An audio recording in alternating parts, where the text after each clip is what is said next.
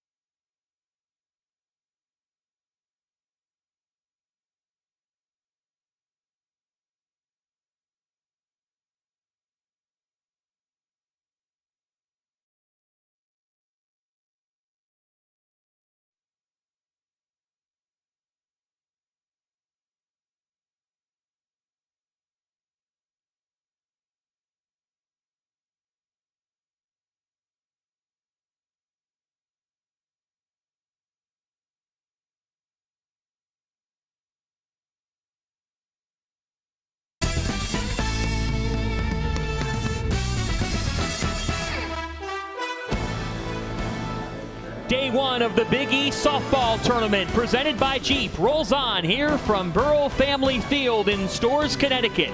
It's game number 2 of this tournament, and it comes between the second-seeded Villanova Wildcats and the third-seeded Connecticut Huskies, making their return to the Big East Championship.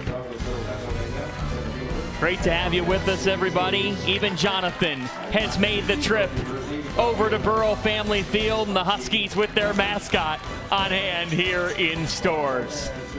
Well, we've already seen madness in this Big East tournament. Could we be in for more? I'm John Fanta, joined by my partner, the 4-time Atlantic 10 softball champion at Fordham, Maria Trivalpiece.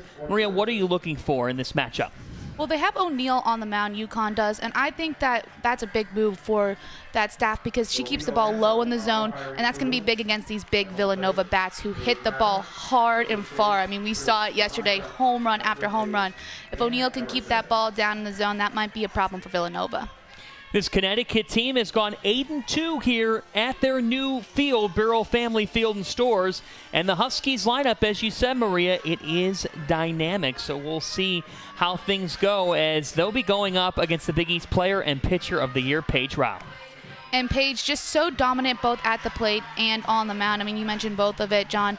Just power, and that's what makes her so good. Strength on the mound, strength up at the plate. She can hit the ball far and hard, and she's also going to throw incredibly fast. Throws 67 up in the zone and can work both sides of the plate. And the kicker is she has a changeup. So, you know, you're sitting on that 65-mile-an-hour fastball, and she throws something in there 20 miles an hour slower.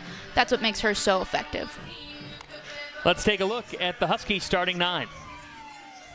Hi, my name is Taylor Zadek. Here's the UConn starting lineup. Leading off, Brianna Marcelino, also known as BDB. Second, Reese Guevara. If you hang it, she'll bang it. Next up, Jonna Sandin, also known as Jemama. Batting fourth, Sammy Barnett. She'll give you the big yee-haw. Next, Devcat, Devin Casaza. Up next, we have Kenzie Mason, the biggest hype man out there. Batting after her, Emily Purgasavo, the Italian stallion. Next, Hollis Wyvell, also known as Hobbly Wobbly. Following her, we have Asia James, our future Broadway singer. And on the mound, we have Megan O'Neal, also known as Big Meg.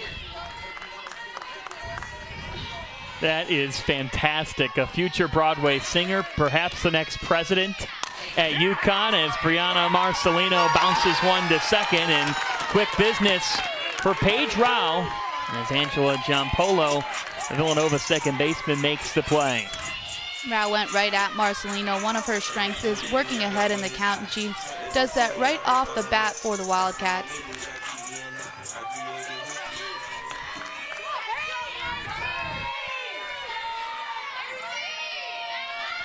Here's Reese Guevara, the senior for the Huskies. In left field for this UConn team. One of the top hitters in the Big East this season. a .360 average and a .525 slugging percentage.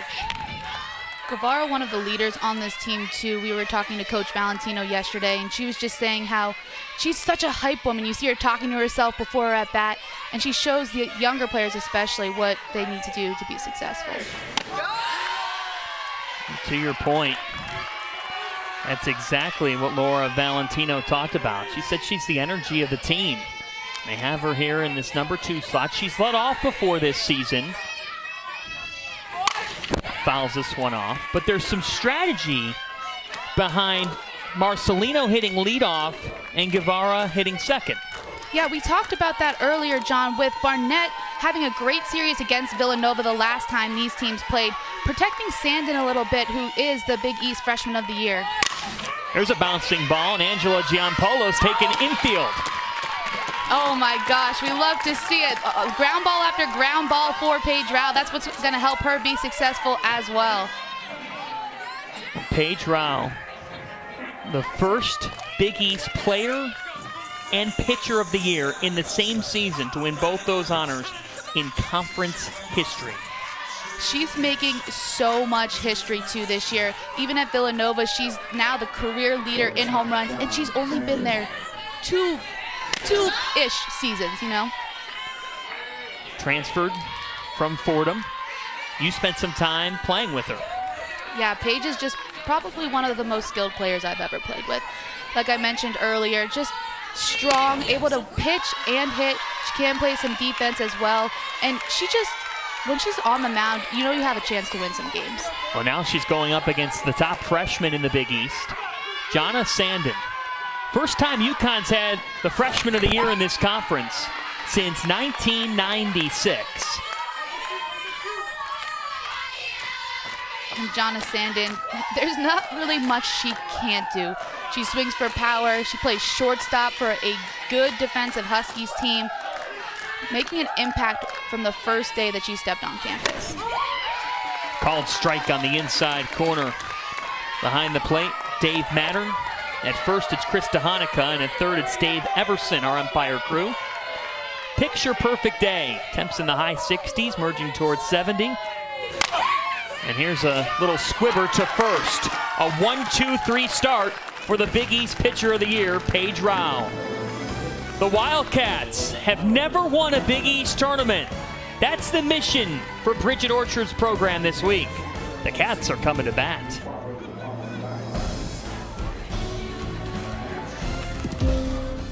If your money is working toward the same goals, why keep it in different places? SoFi is a one-stop shop for your finances, designed to work better together.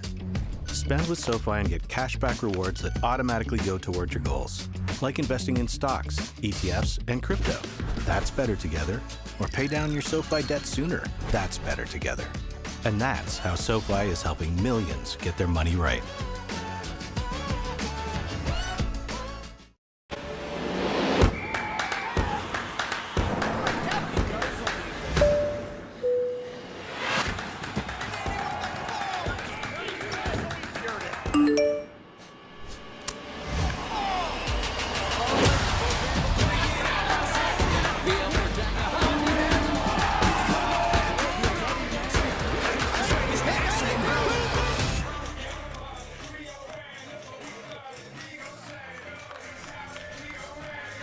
Let's meet the Villanova starting 9 with Ryan Henry.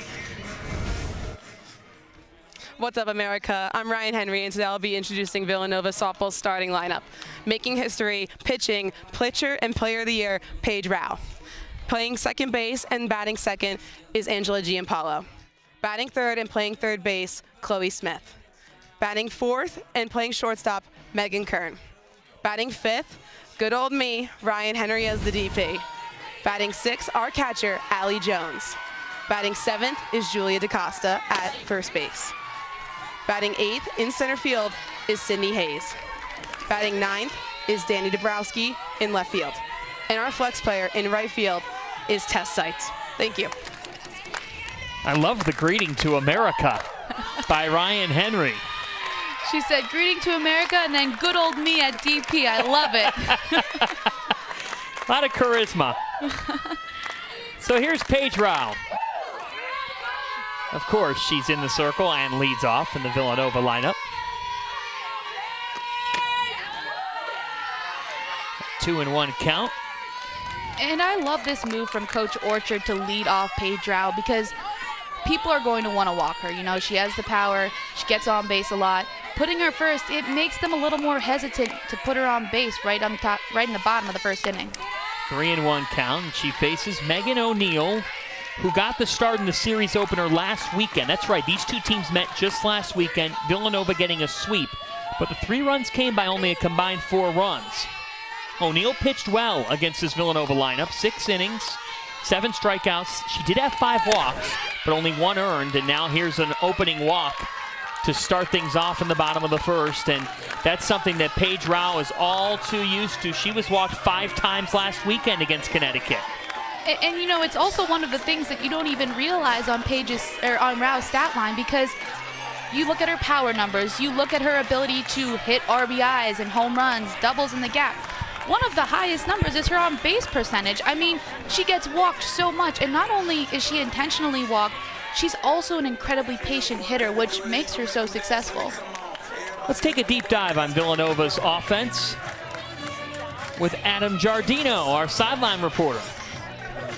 Well, you know, for Megan O'Neill, when she's out there, she's walked 51 batters this season, and right off the bat, you see her removed. And so this is going to be certainly a change of pace. And I don't know whether this was planned, little gamesmanship played here by Laura Valentino and the UConn Huskies, but 1 batter in, you get her to face the best hitter in the Big East. And right now, this totally changes the game plan when Mary Beth Olson, she's thrown only 20 innings this season. So this is a total change of script here in game number 2 of this Big East tournament. From a freshman to a senior, UConn wasting no time at making the change. And look, after 3 losses by just a combined 4 runs to Villanova last weekend, Laura Valentino, the head coach for the Huskies, making the change. And on the first pitch from Olson, a nightmare. An absolute nightmare because it hits Giampolo, and now the Wildcats have the first 2 on. A walk and a hit by pitch. And you see Mary Beth Olson trying to come in there to Angela Giampolo, just misses, gets her right in that arm guard. This is just the 6th appearance of the season for Olson. So for Olson, in the start of her career, 5 hit by pitches over the first 275 innings of her career, and then she hit 2 batters against St. John. She said, I've never done that before, and first batter she faces here, first pitch, she comes up with another. Totally uncharacteristic for Olson. And now the Huskies find themselves in a big jam against the top offense in the Big East, as this is Chloe Smith, a .380 hitter. And with runners in scoring position this year, Smith has hit .383.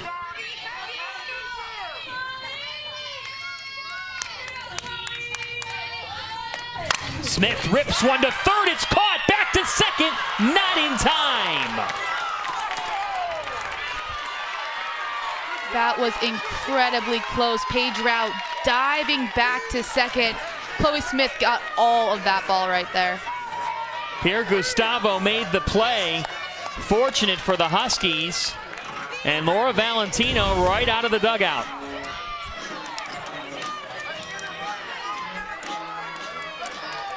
Ooh, that's tight. Oh, that's close. They might have gotten her. I don't know. It's going to have to take a lot. Yep, call stands. Safe is the call. It stands.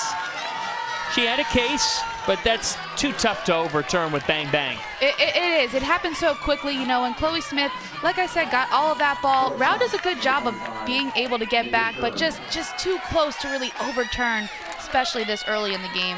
So how about this, as unique of a first inning as you're going to see? We've seen a pitching change 1 batter into the game. Mary Beth Olson comes in, it's just her 6th appearance of the season, and she hits Giampolo on the first pitch. Then a line out to third. There's still 2 on here with 1 down. And you have Megan Curran up to bat. The cleanup hitter for these Wildcats, another power bat. 306 on the year for Kern. But it's 0-2. We were watching Curran yesterday just hit ball after ball out of here in practice.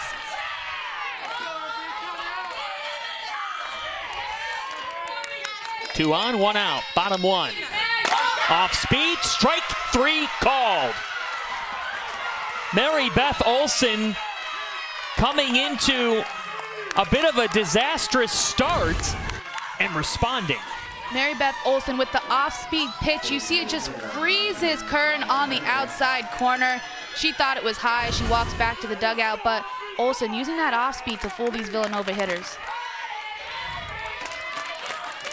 So here's Ryan Henry, who greeted America when she gave the Villanova starting 9.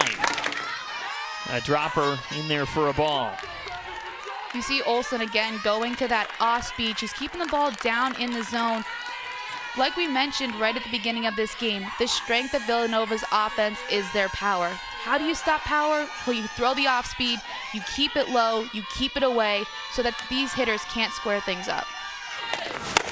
Waved at and missed. Some high heat from Olson. And to your point, Maria, Villanova leads the Big East in batting average at .303. Slugging percentage at a whopping .493. On base percentage .387. And a team OPS of .879. And it's something that's just preached by hitting coach Gabby Ludi.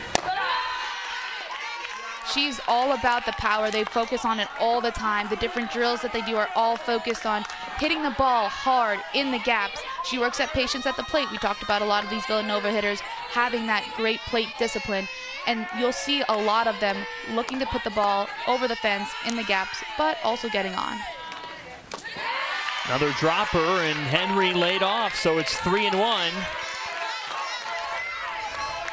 Mary Beth Olson also has been mixing her pitches. I know she's only pitched to a couple batters so far, but she throws those low off speed down, and it just, you know, your timing gets on that slow, low, and down. Then as you saw her throw that rise ball to Ryan Henry, that came cooking in there, and that really throws off hitters. Some high heat from Olson. She went up the ladder, and it's 3-2. Just that change of speeds is what's going to make Olson effective. The low, low, low, slow, slow, slow, and then I'm going to bust you in on your hands at what looks now like 90 miles an hour. The catcher, Allie Jones, would be next. Villanova got the first two on. A 3-2 pitch coming from Olson with 2 outs. Strike 3 called. Burrell Family Field enters into a frenzy. Mary Beth Olson comes into this game just to batter in and notches a pair of Ks to get UConn surviving through the first. Scoreless in Stores. Though we are many, we are part of something. A force bigger than all of us. Our distinct fingerprints collectively shaping and forever changing what makes UConn, UConn. Forever making our mark. Forever making UConn a part of us.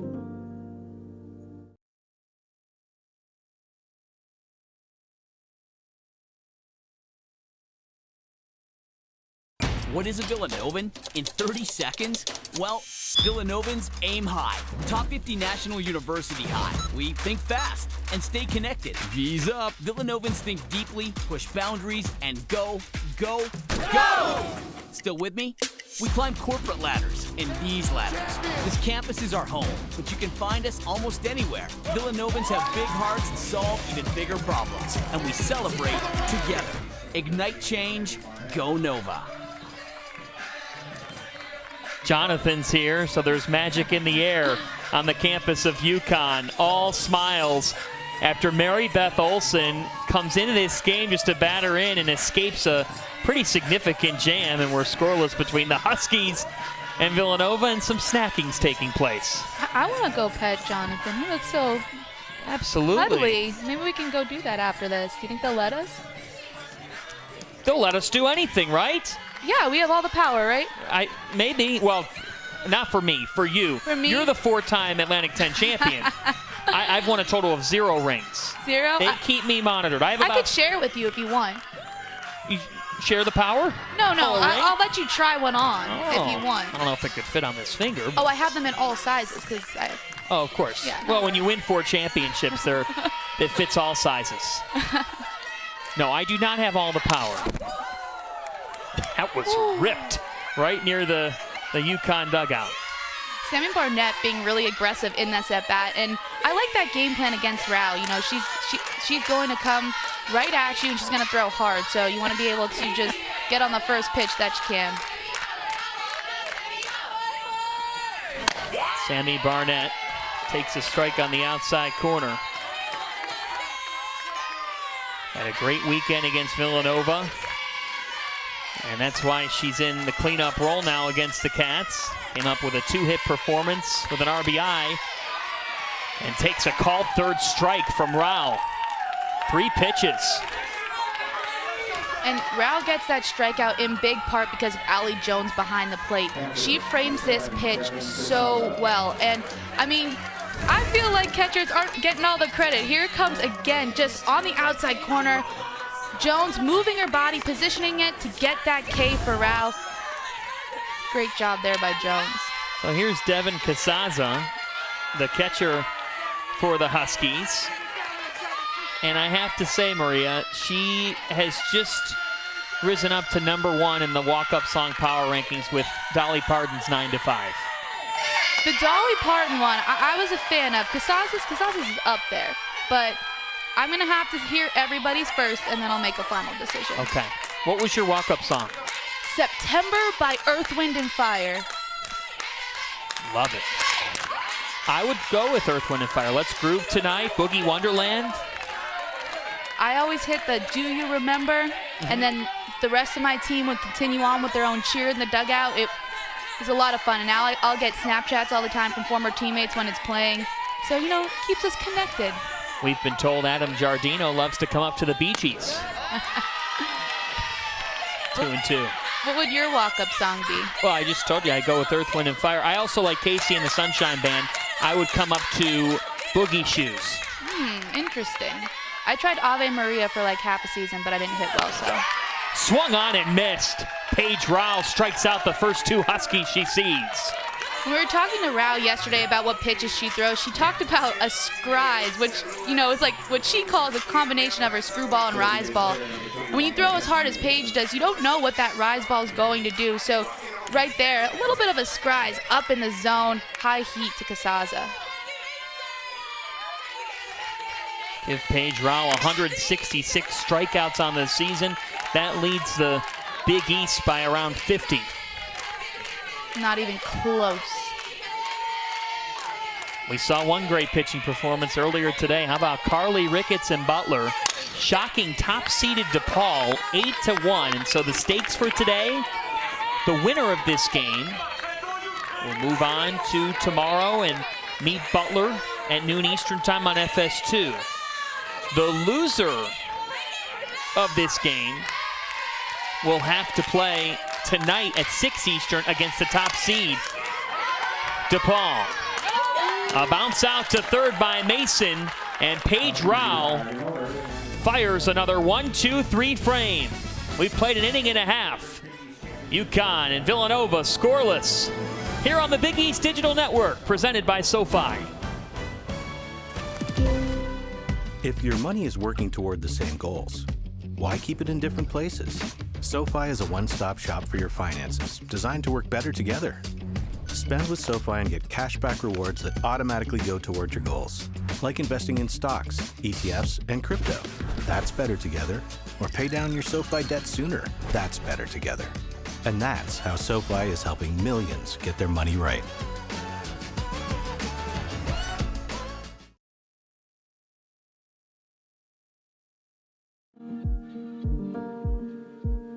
Though we are many,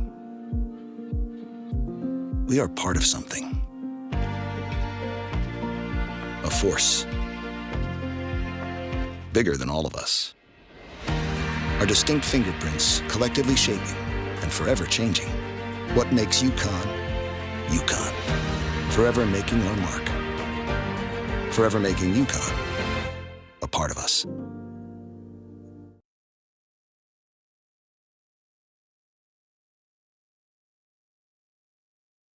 What is a Villanovan in 30 seconds?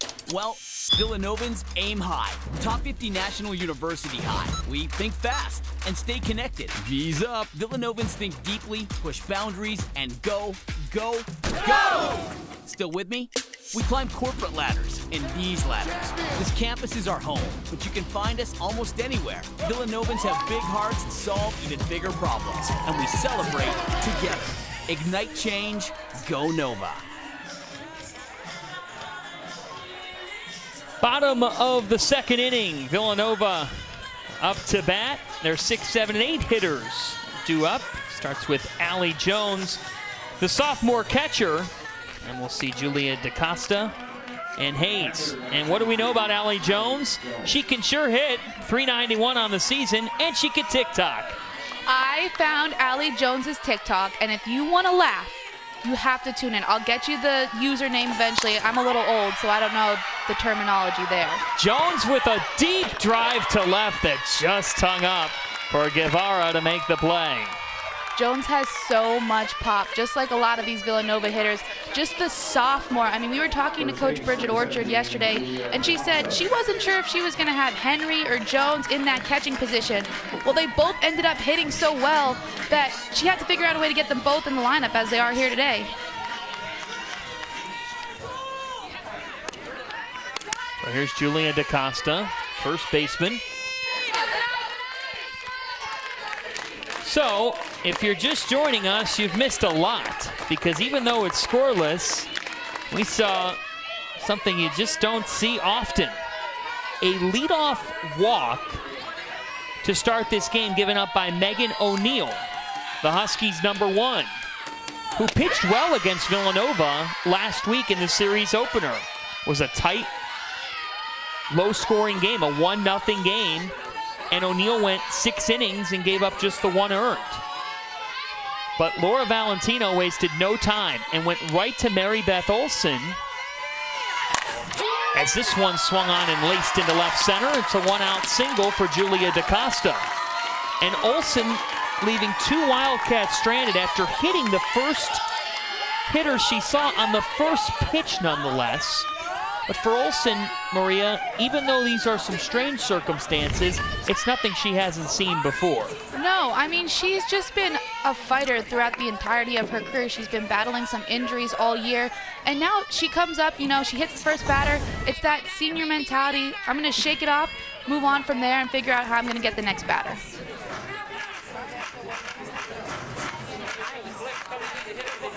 Well, we have a pinch hitter here.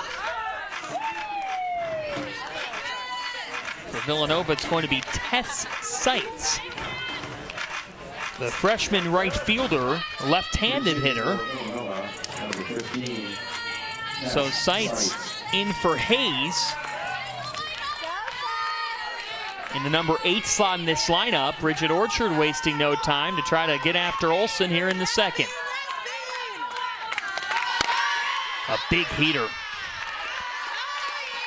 And you know, Coach Bridget Orchard is going to do a lot of that. She really relies on her gut feeling. If she thinks that someone has a better chance to get a hit, or she just feels a certain way about something, she will make those quick snap decisions. It's been her coaching style forever. You see that right here early in the game. How do you as a player on the receiving end of that, if you're told to take a seat, how do you accept it? Well, you have to know that that's exactly her style of coaching, and that's what's going to make the team successful. So I feel like when you buy into the program, when you buy into that style, you're ready to go sit down and cheer on your teammate as loud as you can, because there's going to be a time when you're going to be called off the bench to do the same thing. So, you know, keeping that mindset like, I'm here to help the team, this is what's best for the team, and trusting in your coaching staff, that's what's going to help you mentally prepare for that and mentally handle that. A 1-2 count on Tess Seitz. She swings and cuts through that one, and Mary Beth Olson has her 3rd strikeout. Olson just using the difference of speeds. It's going to be the storyline that we talk about throughout the entirety of the time she's on the mound. Just with this pitch right here, look at that late break, getting Seitz to chase a little bit up out of her zone. Big strikeout there for Mary Beth Olson. Here's Danny Dabrowski, the sophomore left fielder, a slap hitter. Number 9 hitter in this Villanova lineup. Even though Dabrowski is a slapper, she might not hit the ball hard, but she's hitting .302 because she can flat out fly. Dabrowski is so fast, and I think she balances out this lineup so well because you have those big bats. I keep saying it, the big bats, but when you have someone like Dabrowski to get on base, to just maybe even start a little rally, that lights up a defense. You know, home runs can get people really hyped. When you beat out a bunt, that's like a double whammy. Saw that infield alignment shaded in. Here's the 1-1. That's in there for a strike, and Olson's pounding the zone. If I'm Villanova, I'm looking to hit the first good pitch so Mary Beth Olson can't mess with me. She has those different speeds, and you know, when she gets ahead of me in the count, I don't know what's coming. I don't know if I should sit fast or sit slow, so hitting that first one is going to be really helpful. Mary Beth Olson coming in, just a batter into this game. Bouncing ball hit to second. 4-6 to get out of the second inning. The senior has battled through injuries. Today she came in a unique circumstance, and she's handled it like a senior can. We've played 2, UConn and Nova scoreless. As Bulldogs, we believe in the Butler way, in doing more than our best, in putting team above self, and unleashing our strengths for the greater good. We're selfless. We're united. We're unwavering. Now more than ever.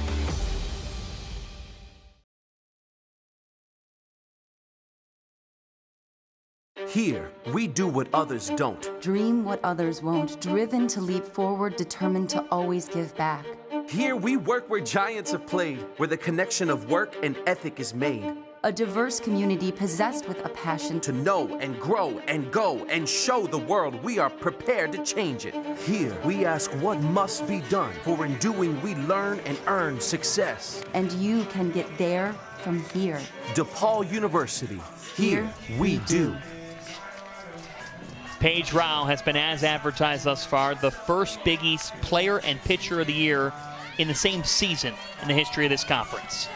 She's doing it here at Villanova. I mean, even before she got here at Fordham, she was first team all-conference as a freshman, as a pitcher and a second baseman. Now she's unanimously voted the Big East Player of the Year. Paige Rao, there's not too much that you can't say about her, especially with the numbers that she puts up. It's staggering, a 17-3 win-loss record. In 137 2/3 innings pitched, she has struck out 166 hitters, and she's walked just 26. That walk to strikeout ratio, I mean, that is drilled into your head as a player, whether you're a hitter or a pitcher. You want a good walk to strikeout ratio as a batter. If you're batting against Paige Rao, forget it. You're not having a good walk to strikeout ratio. It's at 6.4 from strikeouts to walks for Paige Rao. And this is someone who calls it a hobby, her interest in the sport, but her head coach, Bridget Orchard, said, no, it's a bit of an obsession. After each outing, the game ends, she will go back to the hotel room and watch the whole game in its entirety. And I think it shows, though, in the way that she plays. I mean, it's so hard, especially when people are younger student athletes, to teach them the importance of film, of preparation. For the time you start playing, you know, you just get out there and you play. You do what your coach says, you go to your travel tournaments. In college, how are you going to elevate your game? It's a different level. What are you going to do to get just a little bit better? And Paige's slight obsession, as Coach Orchard called it, of going and watching that film is an advantage. This is Emily Pierre-Gustavo, the third baseman, making a good play in the first inning. Waves and misses that off-speed pitch, and it's 2-2.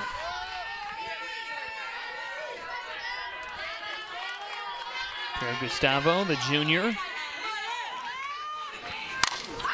fouls it off. Here's an interesting number.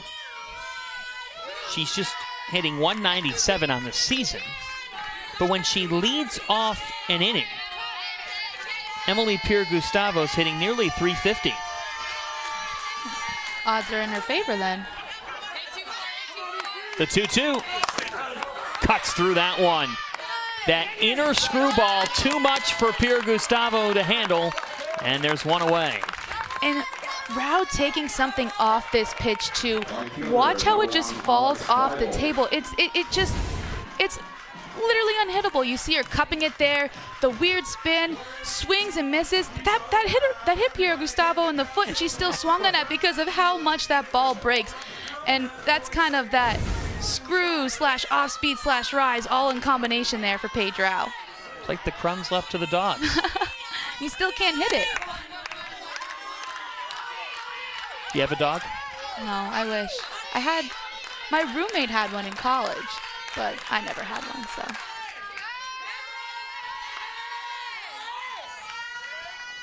Hollis Weibel, number 8 hitter, right fielder for the Huskies. Oh, that was upstairs. She got the bunt sign down just enough to take a ball. If we were playing dodgeball, I think I'd want Hollis Weibel on my team. It's pretty good there. Well, she's great at a lot of things. Hollis Weibel was given the honor by Laura Valentino, the head coach of the Huskies, and the players, as most likely to be next UConn president. Wow, that's impressive. It is. And this was given last week at a commencement ceremony for the seniors as honors were given out to the seniors. And when we were talking to Coach Valentino about it, she said that Weibel just bleeds blue. You know what I mean? She loves UConn. She'd do anything for this school, which is why they were talking about that president honor, right? A true leader, true blue. True blue.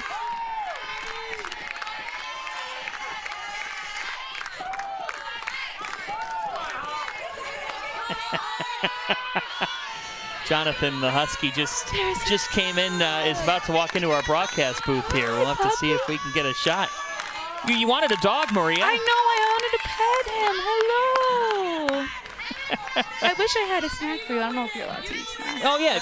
Is he allowed to eat snacks? Probably. I've got about a gallon of popcorn. I don't know. I don't think dogs eat popcorn. They don't eat my dogs do. I wanted a Husky, but my mom wouldn't let me get one. I was really upset about it. So how old is Jonathan now? 7 years old. And you ladies, your names? Lisa and Tracy with us.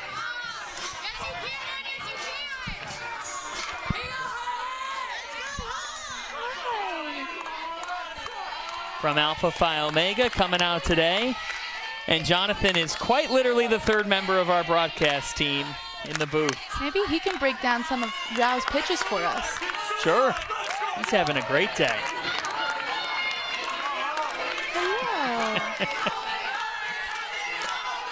And such is life in stores. Jonathan, what are you seeing right now? What do you think of the pitching change in the first inning? Do you like that? I think he did because she got out of it. Yeah? This one slapped.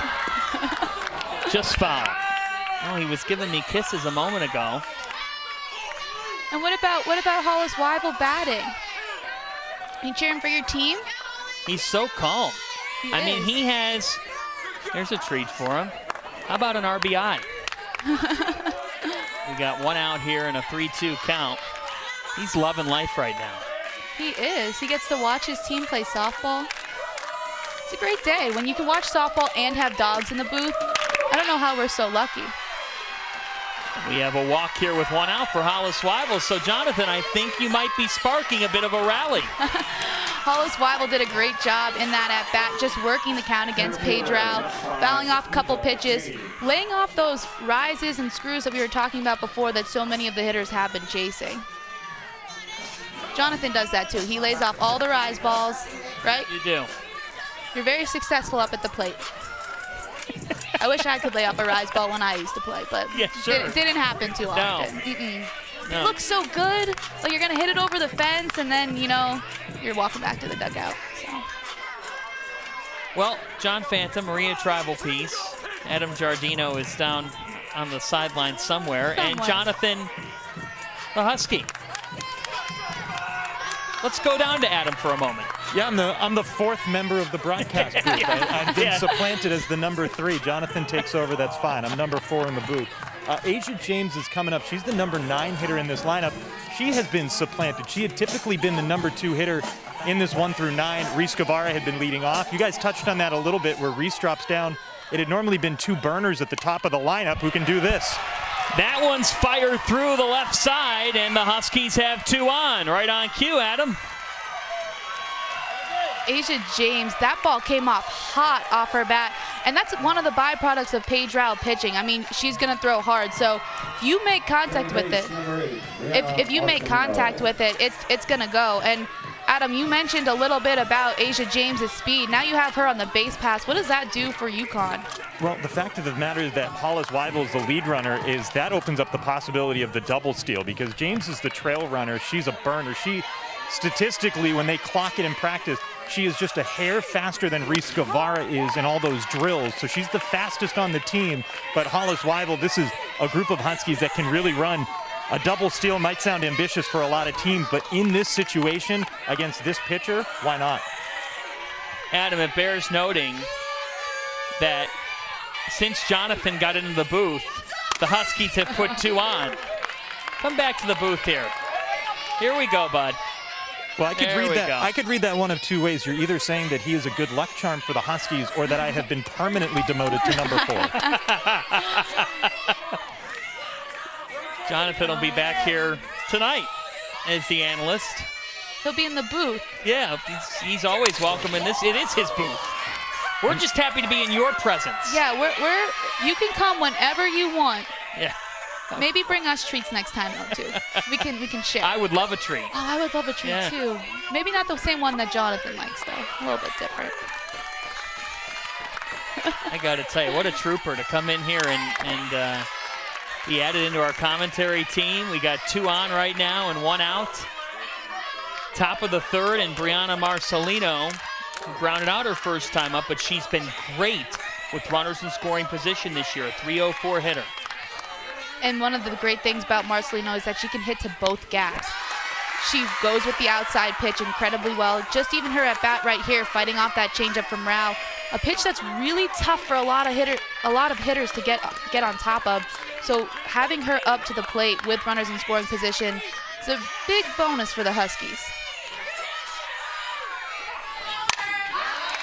That one's fouled off. They gave us a whole bag of Outward Hound treats.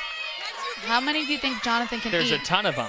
How many can he have? The 3rd inning is presented by Outward Hound. Is he watching his figure though? I don't know. We can't feed him too much, right? Are you kidding me? I don't know. How do dogs? How does it work? No one's watching their figure in this booth. We have popcorn. We had protein bars before. He's eating way too many treats, but he deserves all of them. He'll run it off, you know. If the Huskies score a couple runs here, I'm emptying the bag. Just like pouring it on. Yes. Like a Gatorade bath, but in dog treats. So like you know when they like shower the game-winning hitter with the Gatorade, instead it's with the dog treats. I mean, that might be something fun to try. How can you not love this guy? He's so calm. He is. Well, you know, the Huskies had Gino Auriemma talk to them this morning, the Hall of Famer. You talk about dog treats. That's a treat for the Huskies. Look at this. They brought in a donut for this guy.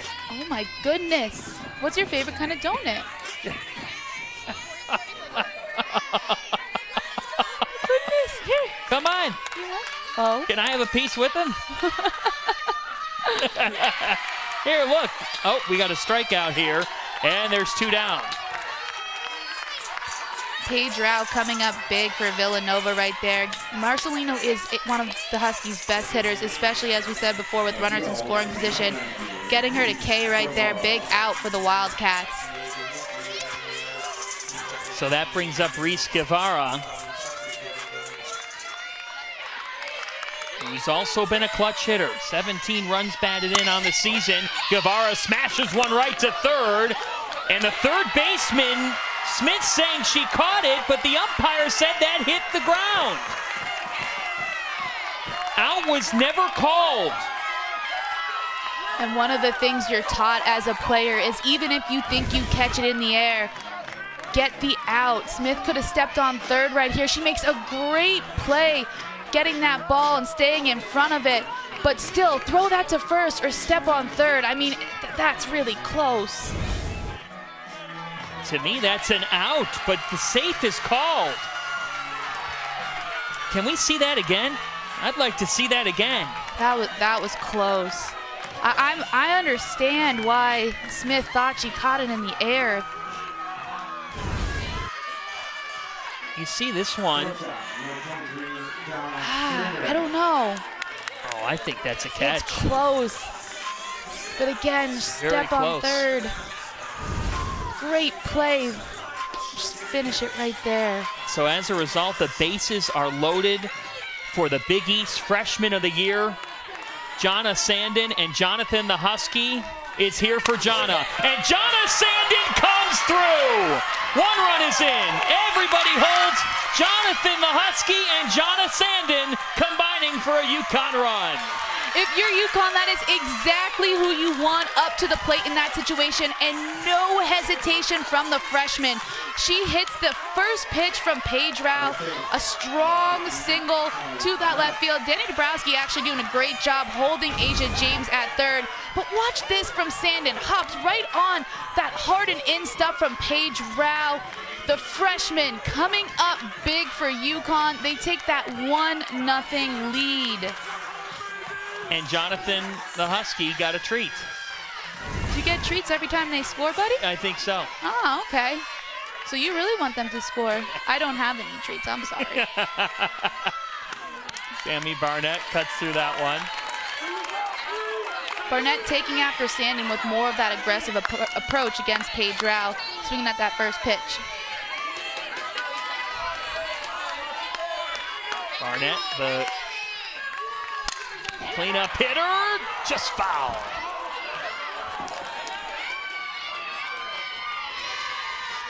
Sammy Barnett trying to go with that outside pitch. That's one of Paige Rao's strongest pitches, the screwball on that outside part of the plate. Barnett doing a good job of just getting a bat on it.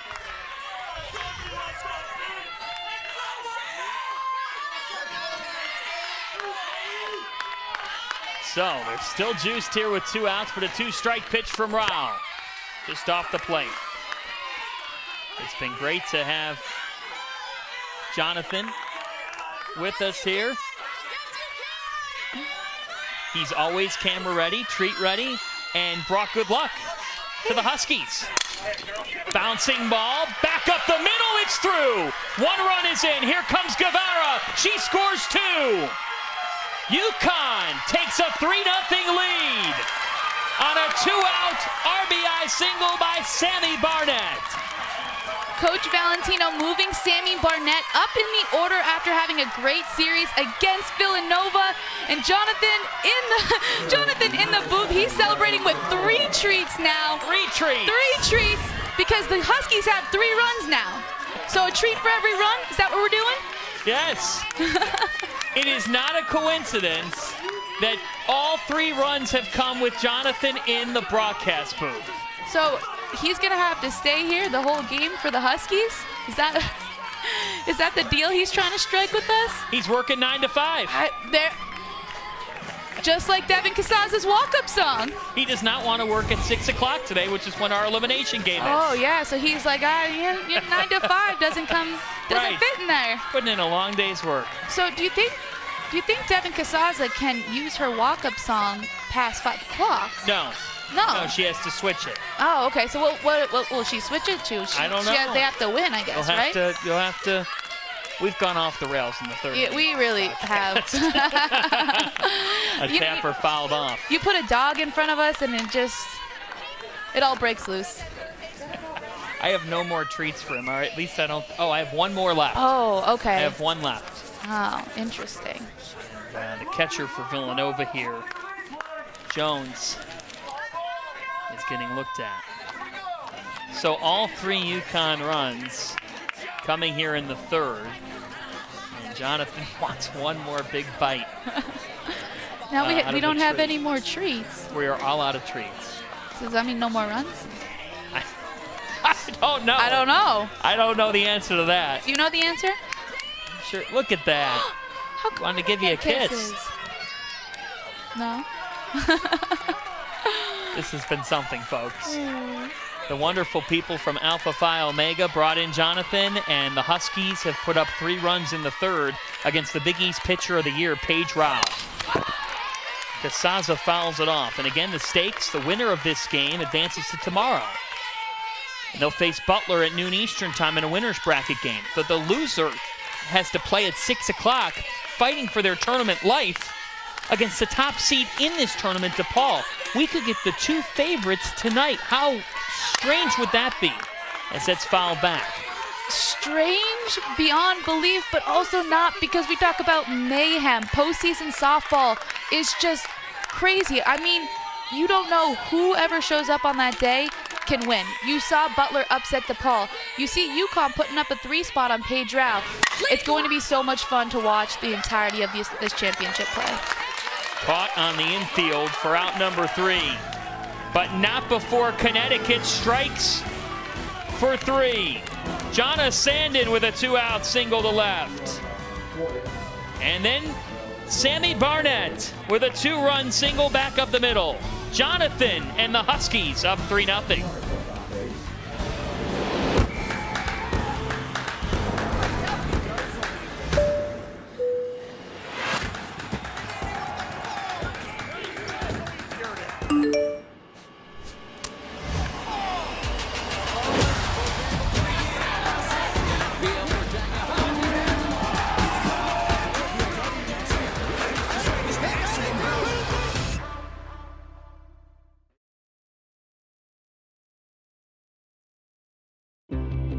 As Bulldogs, we believe in the Butler way, in doing more than our best, in putting team above self, and unleashing our strengths for the greater good. We're selfless. We're united. We're unwavering. Now more than ever.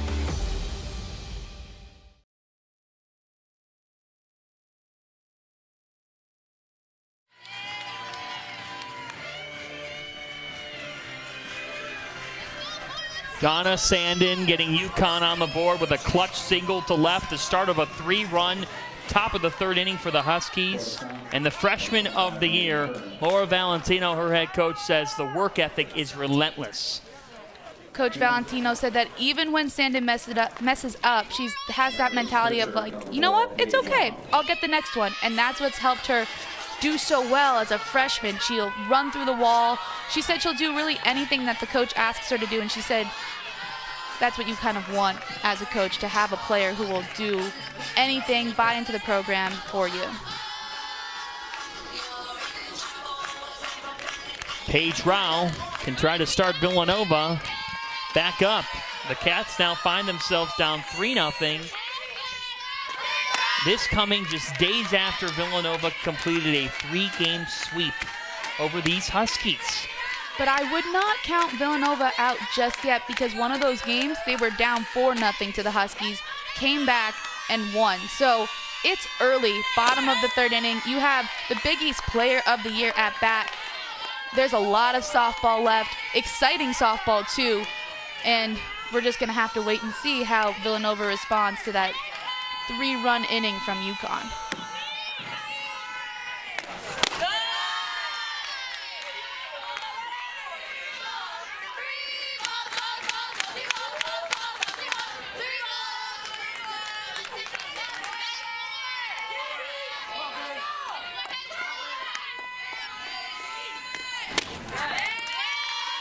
A 4-pitch walk, and the second walk of this game for Paige Rao. So just as we saw at the start of this game, Megan O'Neill walked Rao. Olsen does the same, but it appears Olsen will definitely stay in. I wouldn't even go as far as saying that they're not doing it intentionally. I know you put Rao on first, but you're up by 3 runs. Not pitching to Rao might be a coaching decision that we're just not aware of right now. Would you pitch to her? Probably not. I mean, it would depend on the situation. Right now, you're up by 3 runs. The worst that she could do is hit a solo shot. You're still up 3-1, but I mean, I wouldn't give her anything good to hit. And I think that's kind of what Mary Beth Olson was doing right there, just putting everything on the low outside part of the plate. If she swings, great. If not, she's on first. Angela Giampolo taking a ball inside. It's 1-1. Giampolo holds such an important role in this Villanova lineup because of that. She is the protector of Paige Rao. So many times they walk Paige to get to her. So she has to have that mentality of, I can get the job done too, because so many times she's going to be asked to step up in big situations. And to have a student athlete like that able to have the mentality to protect a big hitter like Paige is really important. 3-time All-Big East selection. Was on the first team as a freshman. And she really performed at a high level in Big East play when it came to coming across. She scored 15 runs in 17 Big East games. I mean, Giampolo, just as a player, is incredibly athletic. She plays second base, hits really well, comes from a super athletic family too. That one's off the end of the bat. And the catch made by Barnett for out number 1. Let's send it back down to Adam. Thanks, John. Yeah, that's part of the plan. When we were talking about, you guys were talking about Paige Rao and whether she's getting anything to hit. In the weekend series this past weekend, UConn pitched to her. She was 1 for 6, but she walked 6 times. So I think you're exactly correct, Maria, when you're talking about UConn picking their spot to be aggressive and then to pitch around her.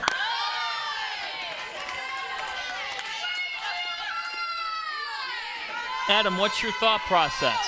Do you think that O'Neal was pulled by design? Or do you think she was pulled because simply they're not going to put up with that to start a game? No, I think that was by design. Bouncing ball was short. They go to second for 1. A throw to first. It's overthrown. And that one just hit off the wall. Not enough time for Smith to round first and start making her way to second. And so there's 2 down.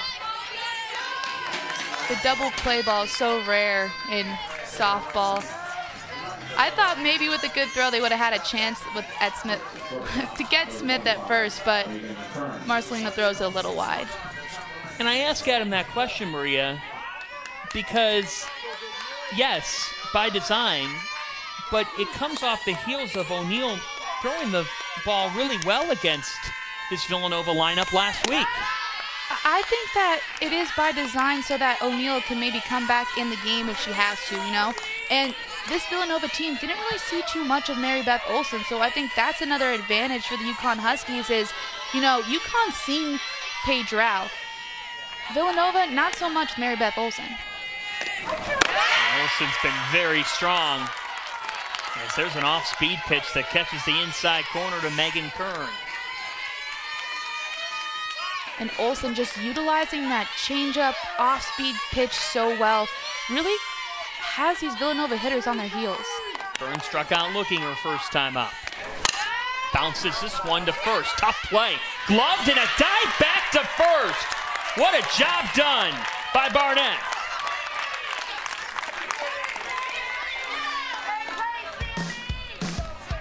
Sammy Barnett just coming up huge for UConn. Megan Kern with the ground ball, diving back to get the out. That'll end the inning here for the Huskies.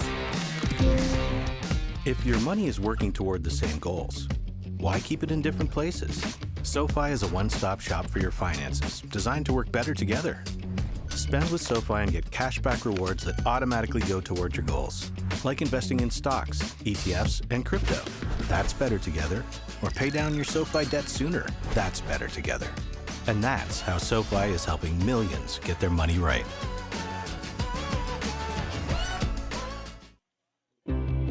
As Bulldogs, we believe in the Butler way, in doing more than our best,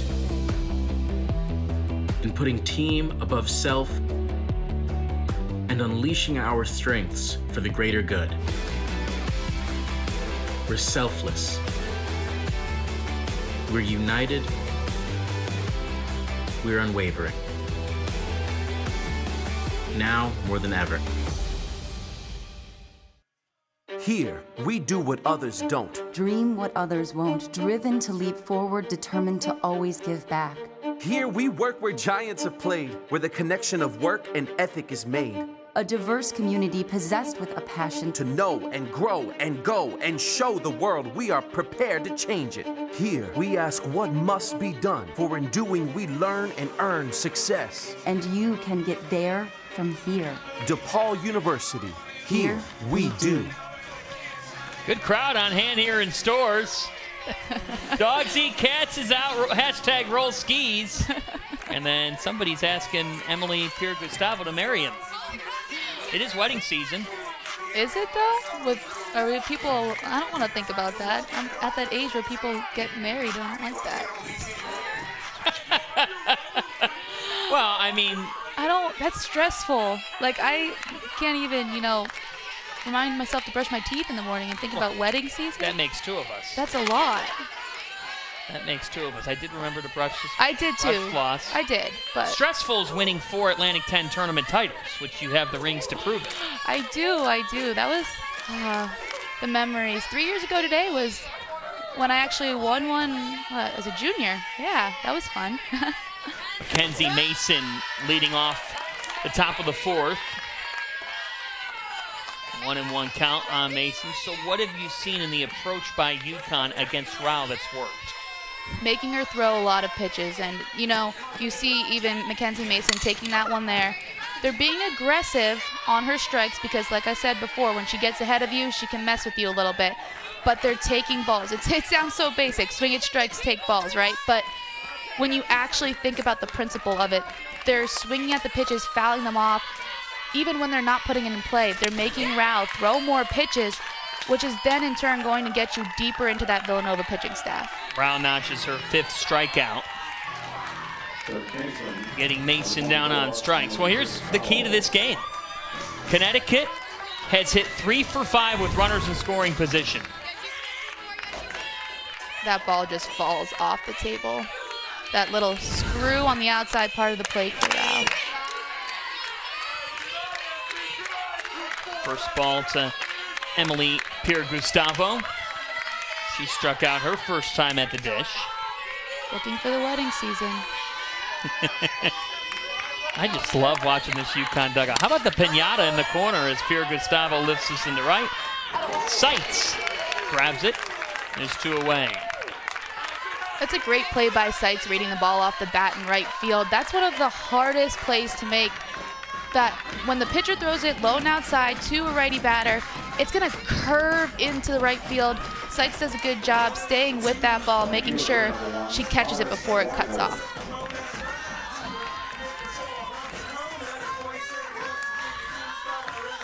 So here's Hollis Weibel, one of the vocal leaders for Connecticut.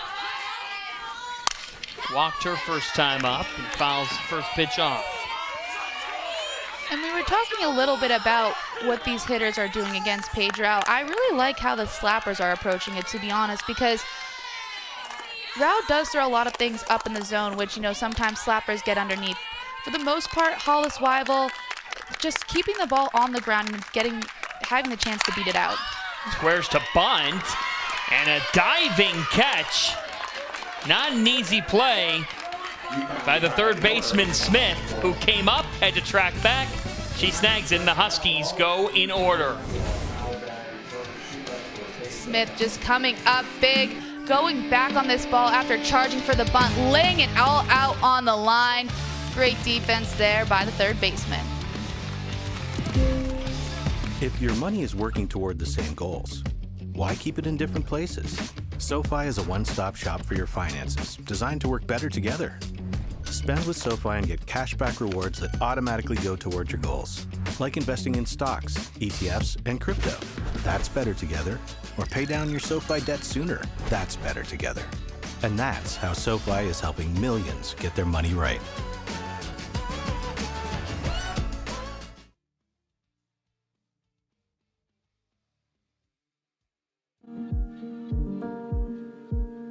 Though we are many, we are part of something. A force bigger than all of us. Our distinct fingerprints collectively shaping and forever changing what makes UConn, UConn. Forever making our mark. Forever making UConn a part of us. What is a Villanovan in 30 seconds? Well, Villanovans aim high. Top 50 National University high. We think fast and stay connected. V's up. Villanovans think deeply, push boundaries, and go, go, go! Still with me? We climb corporate ladders and these ladders. This campus is our home, but you can find us almost anywhere. Villanovans have big hearts and solve even bigger problems, and we celebrate together. Ignite change, go Nova. Great to see the fans out in full force here beyond Burrell Family Field. Love the hilltop that they've got designed for folks to have a picnic, grab the lawn chairs, and just sit out and enjoy some softball. I want them to have cardboard so it can be like the Little League World Series and you get on the cardboard and go 100 miles an hour down here. First pitch strike from Olsen to Ryan Henry, the DH for Villanova. She's a fascinating person beyond softball. She's got quite the voice. She is. She's, I believe, a theater minor at Villanova. Yep. She's in a couple of the school's productions. Just in an interview, she referred to herself as the real-life Troy Bolton. I love that. I do too. High School Musical fans? Oh, yeah. Well, that's our childhood. John Fanta Maria Trival piece. Adam Giardino. Jonathan the Husky. And a cast of thousands from Stores. That's fouled off. 1-2. All right, so it's 3-0. We're in the fourth. There's a lot of time. If you were just in the Villanova dugout, you played for Bridget Orchard, what adjustment could be made here from the offense? I'm going to look for the offense to be a little bit more aggressive against Olsen. She's pounding that zone pretty well. Coach Orchard's probably in there just calming everybody down, figuring out, all right, look, we're the number 2 seed. We've shown that we can beat this team. We did it 3 times last weekend. So just reminding her team of that, making those adjustments at the plate, hopping on the first good pitch, and just stringing a couple hits together.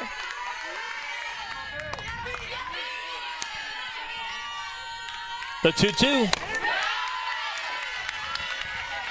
Downstairs and the count full here. And I think it comes down to at bats like this one, working deeper into the count to maybe try to knock Olsen out of the game and get to a pitcher that you're a little bit more familiar with. Allie Jones is next.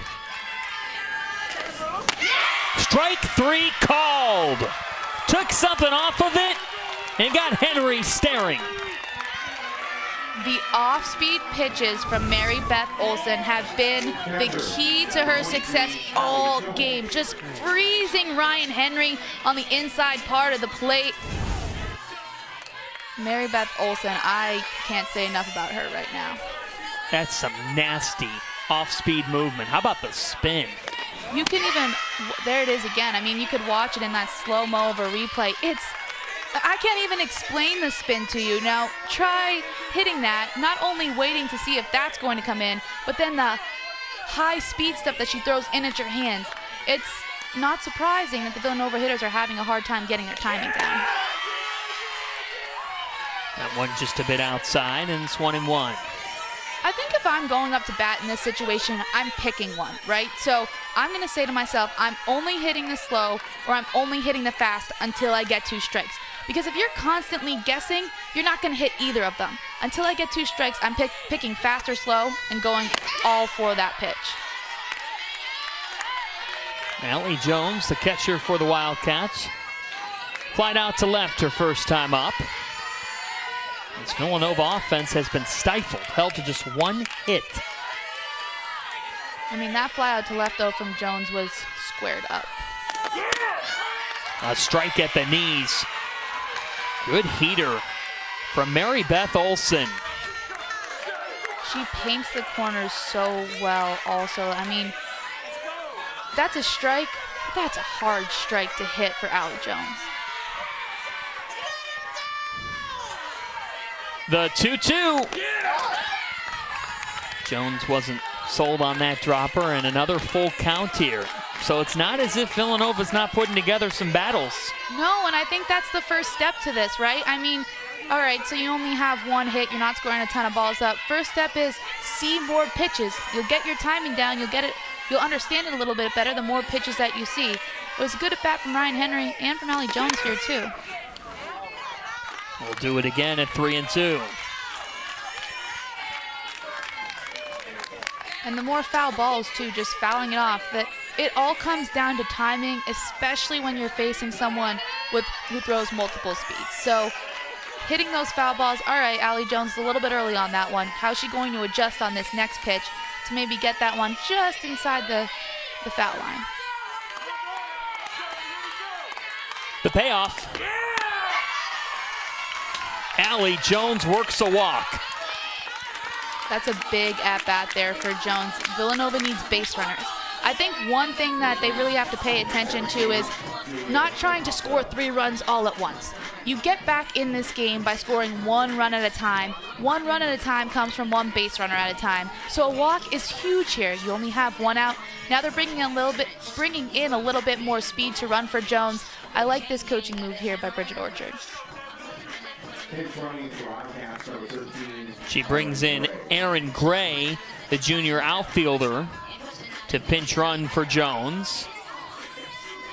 So Villanova trying to manufacture something on the base paths.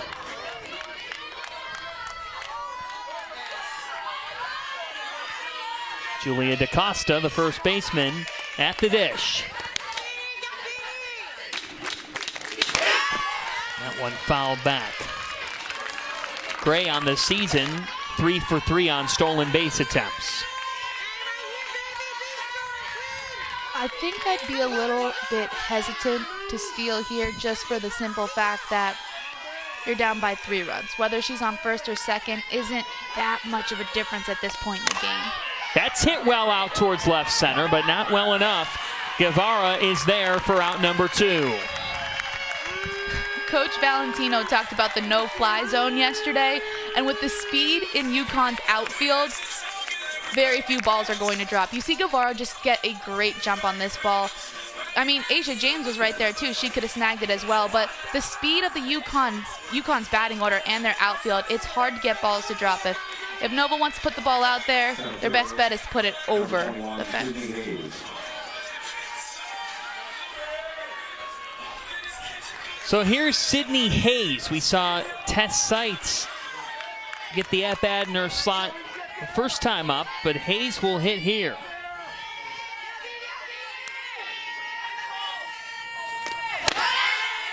A called strike on the inside corner. Hayes is a .240 hitter on the season. Just 5 runs batted in, but a big at-bat here. Villanova in need of a spark of some sort. And that hit her. That's exactly what Olsen does not want to do. She hits Hayes, and that'll bring the tying run up to the dish. Just off a walk and a hit by pitch. And it brings up Danny Dabrowski, who we talked about slap hitters hitting everything to that left side of the infield. Well, when we were speaking with Coach Bridget Orchard yesterday, she said she can also power slap a little bit, and that's what she's going to have to look to do here. Bunt or power slap, because you don't want to hit to the left side of the infield and get an easy force out at third base. And what you don't want to do, Maria, more than anything, is find a way for Dabrowski to get on, because the Big East Player of the Year and one of the best players in the country, Paige Rao, is now on deck with the Wildcats trailing 3-0. And that's why this lineup is structured as it is, because you want Dabrowski on to set up Paige. It's the perfect combination with her speed. I mean, you have 2 base runners ahead of her, but still, she does such a great job of getting on base. Then you bring the big bat up of Paige, and UConn could be in trouble. This is a huge moment in this game because Villanova has had next to nothing offensively, and now you're facing a hitter in Dabrowski who's at .299 on the year. She's had a good year. She's a slap hitter, though. in all likelihood, more times than not, this is someone who's reaching on an infield single or finding a hole. If you give way to Paige Rao, there's no telling where a ball could land. And in a 3-0 game, that is a precious, precious situation for Villanova to turn this game on its head. Absolutely. I mean, you bring up Paige Rao with the bases loaded. That is not a situation you want to be in. That's outside and up high, and now Mary Beth Olson, who was on her way to a scoreless fourth, finds herself down 3-0 to the Villanova number 9 hitter, and the best player in the Big East is on deck. And could not agree more with Laura Valentino, because Rao is next. Go ahead. I just think with Danny Dabrowski up, I'm going to give her a little shout out right here, you know? Just being able to work the count. I mean, you saw Mary Beth Olson hit the batter right before her, you know? Finding ways to get on. Villanova's strength usually is, we're just going to beat up on teams. We're going to hit home runs. Now what they're doing, they're playing some scrappy softball right here, working on base runners without even hits. They're finding ways to get on base. And I don't know, I think that Villanova adjusting and playing a game that maybe is a little bit different than what they're used to, that's something that is working for them right now. Maybe this motivation can come to light right here. Look who talked to the Huskies earlier today. The Hall of Famer, the GOAT, Gino Auriemma, with a message this morning to the Huskies. I think this, so it's a combination, you're telling me, this 3-0 lead right now. A combination of Jonathan the Husky and Gino Auriemma. Yeah, whatever it takes, right? Whatever it takes in stores. Because, look, this is a tough task. You're facing a Villanova program that has put up one of their best seasons in their history. And if you're the Huskies, you got swept last weekend by this Villanova team, who's won 32 of their last 38 games. A little bit of a chip on your shoulder there coming into that one, getting swept, but swept by a team that's been so unbelievable, as you just said, all those numbers throughout this year. So we have a pitching change here, and it's the freshman Peyton Kinney who's going to get the ball. So after a long discussion by Laura Valentino with Mary Beth Olson, an ovation for Olson. But there's work to be done here for Peyton Kinney and the Huskies. And when we talked to Coach Valentino about Peyton Kinney on the mound, she said she's going to throw the ball up in the zone, and she has a lot of energy. She'll get more pop-ups with a slapper like Dabrowski. That's the kind of pitcher that you want up against her, because Dabrowski's trying to put the ball on the ground. Peyton Kinney, though, when she's on, she is very, very good. 115 1/3 innings pitched for Kinney. 123 strikeouts and just 60 walks. Let's go down to Adam with more on the freshman arm. Obviously, we saw Megan O'Neill start this game, face one batter, and then come out. The thought would be, all right, so O'Neill would be the pitcher to re-enter should things not go great for Olson. Well, O'Neill had been warming up in the bullpen periodically over the last 3.5, 4 innings now, but it's Peyton Kinney, who I don't believe went out to the bullpen at any point, who's coming out to the circle now to throw her first warm-up tosses. She's coming off the bench cold right now and is in a spot where, as you guys have talked about, she really needs to deliver for the Huskies. I mean, the one thing Coach Valentino said, Adam, you said she brought her off the bench, but she said that Peyton Kinney is fiery. And if you're going to bring anybody off the bench cold, it might be Peyton Kinney to come in a big moment to get the out when the Huskies need it. How about this? Drama in stores. Peyton Kinney didn't even need to warm up. The 3-0 to Dabrowski. She put her on. It's ball 4, and they are loaded with 2 outs for the best player in this conference and one of the best in America, Paige Rao. And I have to ask you, Maria Tribal Piece, she's been walked twice. Would you really let Paige Rao? I'm walking her. I would walk her. I'm walking her. I'm walking her. I am walking her with the bases loaded. I don't care. I will not let the best player beat me. A home run? Guess what? You're down by a run now. I am walking Paige Rao 100% in this situation. Barry Bonds treatment. That's outside, and it gets away from Casaza. But there was no way Gray was going to take off and risk anything with Rao up at the dish.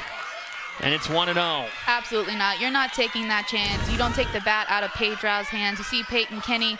Now, Casazza does keep it in front enough that they're not able to score from third, but that's pretty much smart base running there by the Wildcats. You don't want to take the bat out of Paige Rao's hands. Does Kinney face the top player in the Big East? Doesn't look like it thus far. Doesn't look like it, and I am not surprised. I think this is the smartest move. Walk Paige Rao with the bases loaded. I mean, the power that she has in her bat, the ability that she has to hit in the clutch, I'm not pitching to her whatsoever. Here's the 2-0.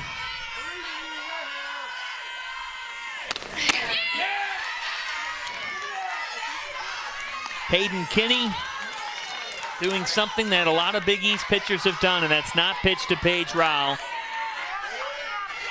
who has walked 33 times this season. She struck out just 10. She was walked 5 times in the series last weekend against the Huskies. She's been walked twice today. They didn't pitch to her. They'll sacrifice giving up the run. Villanova is on the board. A 2-out, bases-loaded walk on 4 pitches to Rao. And here comes the senior, Angela Giampolo. And, you know, Angela Giampolo has probably been in this situation multiple times, and I think that there's probably a reason why Angela Giampolo is picked to bat behind Paige Rao. The mentality that she has to have against these pitchers in these big situations, and she's come up big before. Can she do it again? With the bases loaded this season, Giampolo's hitting .308. And here's the other thing. When you put somebody on 4 pitches, Peyton Kinney has now thrown 6 consecutive balls. And that messes with you a little bit. You know what? Especially she didn't warm up. How are you going to get in a rhythm? Will she get in a rhythm with Giampolo? 1-0. There's a called strike that paints the corner. Well, you could hear the shock in Adam Giardino's voice. He literally said, O'Neal's been warming up off and on the past couple innings, and then bam, Kinney's in. UConn striking for 3 in the third. Giampolo's had many clutch hits in her career. That's inside, and it is 2-1. At this point, I'm even looking for a clutch at bat. You know, you don't want to let the moment become too big. A walk's a run too. You're not looking for a walk, you're being aggressive, but being in the zone and batting as you normally do to put some runs across for Villanova. The 2-1 from Kinney. That's called inside, and now it's 3-1. And Peyton Kinney has thrown a total of 9 pitches, and she's only been able to throw 1 strike. Nowhere to put him. The 3-1. Bouncing ball, fair! Angela Giampolo ties this game at 3 with a 2-out, 2-run single. Angela Giampolo just coming up so big for Villanova. She sees a bunch of pitches from Peyton Kinney working on that inside part of the plate, and then she just turns on one to knock in the runs for the Wildcats. See it again, just low inside part of the plate. She knows it's a hit, clapping as she rounds first base. Watch it again from this angle, past the diving Pierre Gustavo. Angela Giampolo coming up big for Villanova. Expect anything different, Maria? Absolutely not. She's in that number 2 spot for a reason. Chloe Smith fouls the first pitch she sees off. And now the game's tied, right? It's like it's 0-0 again. Villanova can kind of go back to the game that they know how to play. They've been squeezing a little bit. They went down 3-0. Now it's 0-0 again. They're able to relax, take those big cuts that they like to take against a pitcher who throws hard, so that ball's gonna fly. That's downstairs, and it's 1-1. Well, we started this inning talking about what adjustments could Villanova make. Perhaps by attacking and fouling off some pitches, That caused UConn's pitchers to work a little bit more, and Mary Beth Olson starting this inning, but now Peyton Kinney having to really labor. And I think you touched on it right there, just fouling pitches off to get to another pitcher. I mean, Mary Beth Olson was cruising, but then when you started to make her work a little bit, they had to bring in another arm. So now, working through this arm as well, they have Megan O'Neill, but getting on top of Peyton Kinney can rattle this UConn defense a little bit. Chloe Smith, 32 runs batted in. She cuts through that one. The stakes again now in a 3-3 game. The winner of this game moves on to the winner's bracket. They'll face Butler tomorrow at noon on FS2. The loser has to play right after this, 6 o'clock, right here on the Big East Digital Network, taking on the top seed, 3-time defending champion DePaul Blue Demons. So the stakes are awfully high in just game 2 of this tournament. The 2-2 to Smith. Just a bit inside. Peyton Kinney is just missing with that inside pitch. It is right there on the edge. Borderline 50-50 if she's going to get it. If she does get that called, she'd be rolling through this game right now, but she has to make an adjustment. You can't keep throwing it there if they keep calling it a ball. Angela Giampolo tied the game. Chloe Smith trying to give Villanova the lead. The payoff pitch. A flare caught by Pierre Gustavo for out number 3.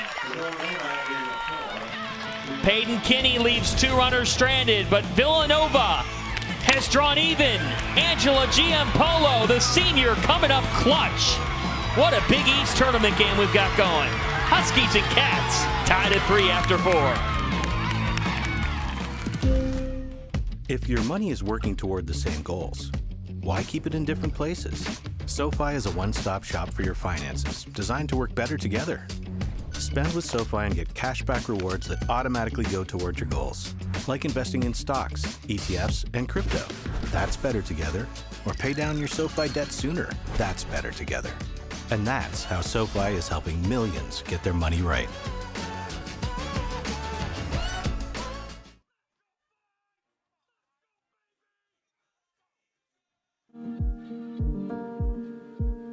Though we are many, we are part of something. A force bigger than all of us. Our distinct fingerprints collectively shaping and forever changing what makes UConn, UConn. Forever making our mark. Forever making UConn a part of us. What is a Villanovan? In 30 seconds? Well, Villanovans aim high. Top 50 National University high. We think fast and stay connected. V's up. Villanovans think deeply, push boundaries, and go, go, go! Still with me? We climb corporate ladders and these ladders. This campus is our home, but you can find us almost anywhere. Villanovans have big hearts and solve even bigger problems, and we celebrate together. Ignite change, go Nova. Villanova head coach Bridget Orchard told us Angela Giampolo is just part of the tone-setting weaponry that Villanova has offensively. And G, as they call her, coming up big. I love watching her hit because you can just see how locked in she is.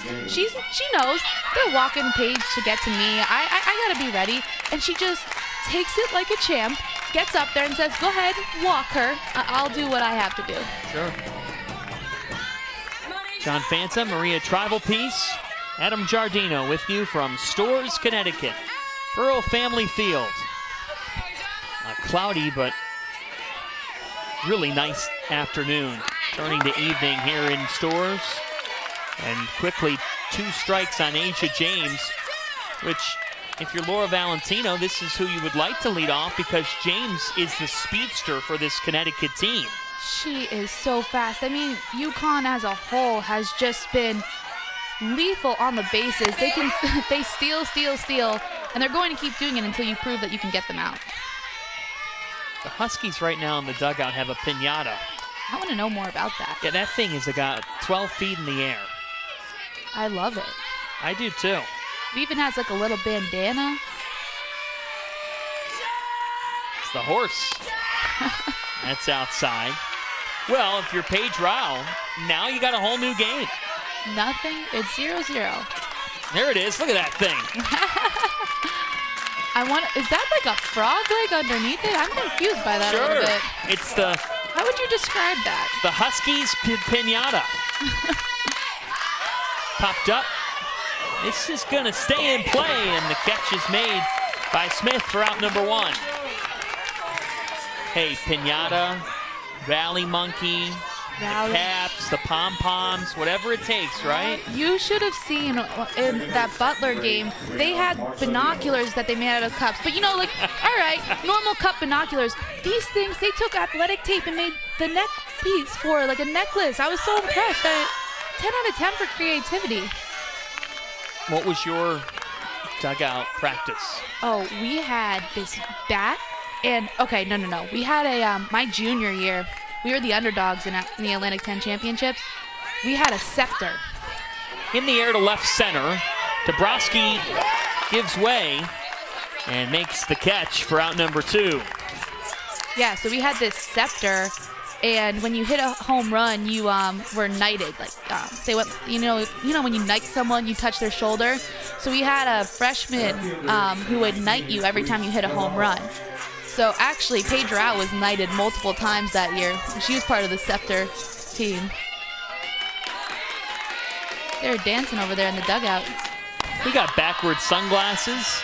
That pitch misses a bit high to Reese Guevara, the left fielder. 1 for 2 today. Single back in the third, came around to score. Part of the 3-run Husky third. Bouncing ball hit to second. Giampolo at 8 are up.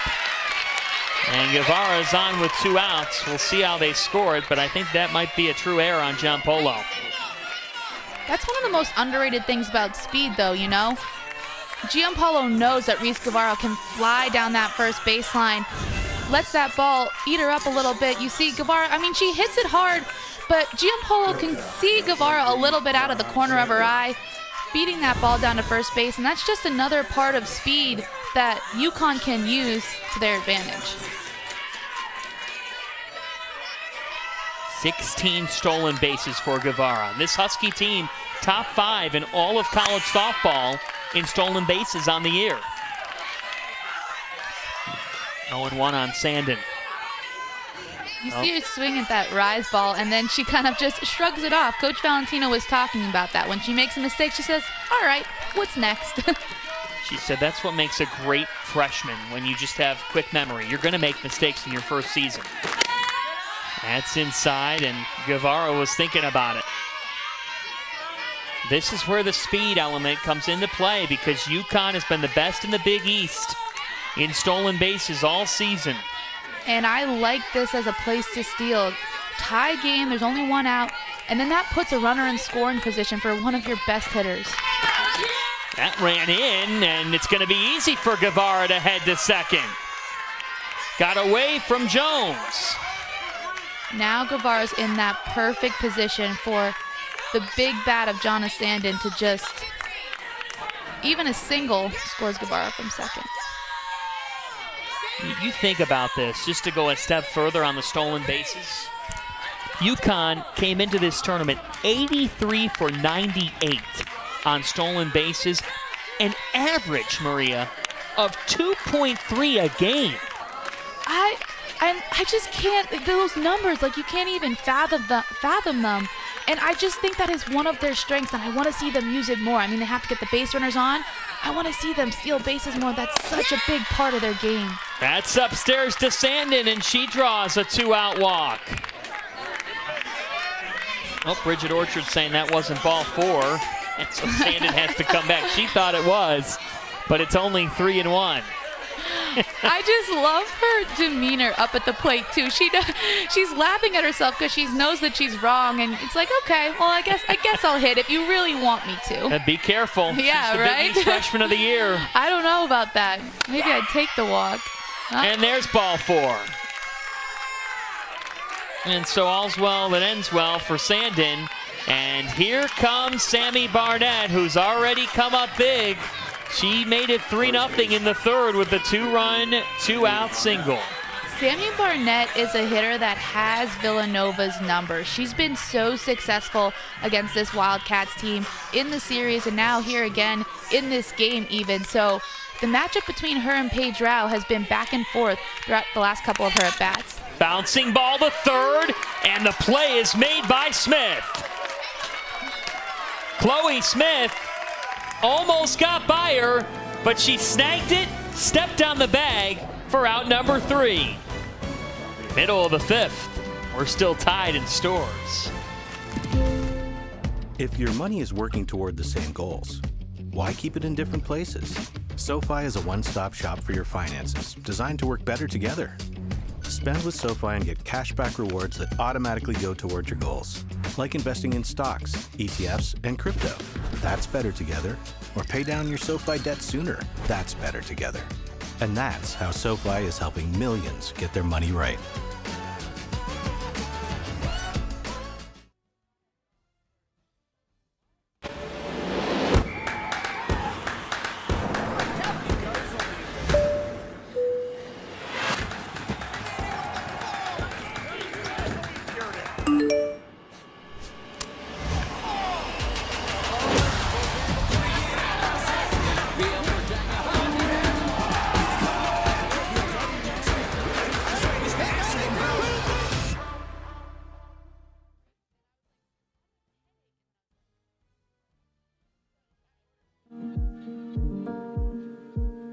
Though we are many,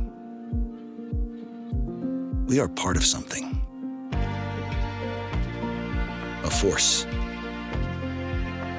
bigger than all of us. Our distinct fingerprints collectively shaping and forever changing what makes UConn, UConn. Forever making our mark. Forever making UConn a part of us.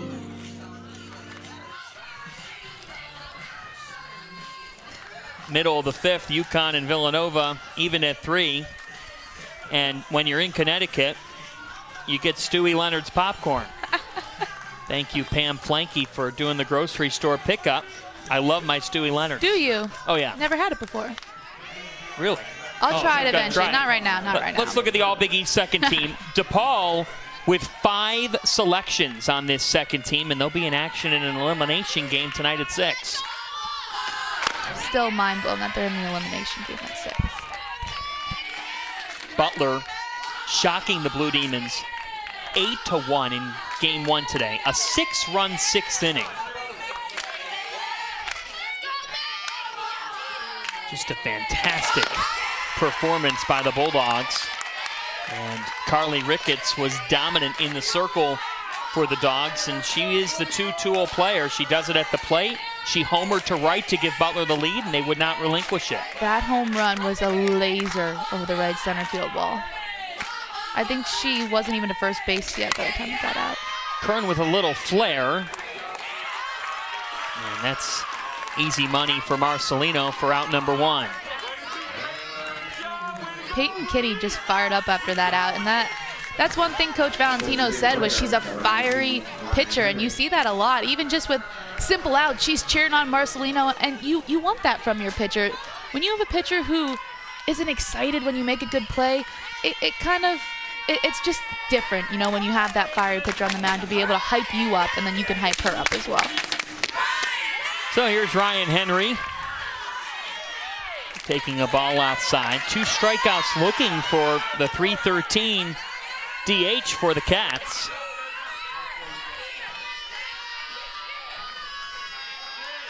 Henry an All Big East selection. Lots of power. .618 slugging percentage. That's at the top of the Big East. And there's that slugging percentage. She can hammer it. It's a 1-out single for Henry, and it was hit on the nose. Henry does a great job here, not trying to do too much, just squares this ball up for a single to left field. I mean, and that's all Villanova needs right now is base runners. You see her yelling over at her teammates in the dugout. And, you know, we were talking about being hyped up before. That Villanova dugout, they got some rally caps, some bucket hats on. There's some energy over there. So here's Allie Jones. She worked a great walk in the 4th inning. And that was part of the 3-run inning for Villanova. In the previous frame, it was Jones who got it started with that walk, a long at-bat. Then there were 2 outs. DaCosta flied out to left, but then Hayes was hit by a pitch. Dabrowski walked. Rao walked. Giampolo with the single. So we had 3 walks and a hit by pitch. Just 1 hit in the bottom of the 4th for Villanova, and go figure, they made it 3-3. And I think that's one of the most underrated things, is not only walks and getting runners on, but good at bats. Good at bats eventually lead to those base runners that lead to runs.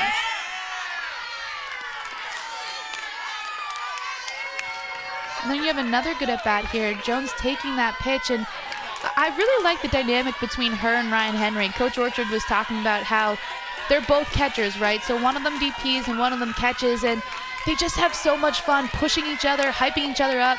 You see Henry yelling at Jones and at the dugout, and that's a lot to be said for 2 people who play the same position and then can help each other be better at the plate and defensively.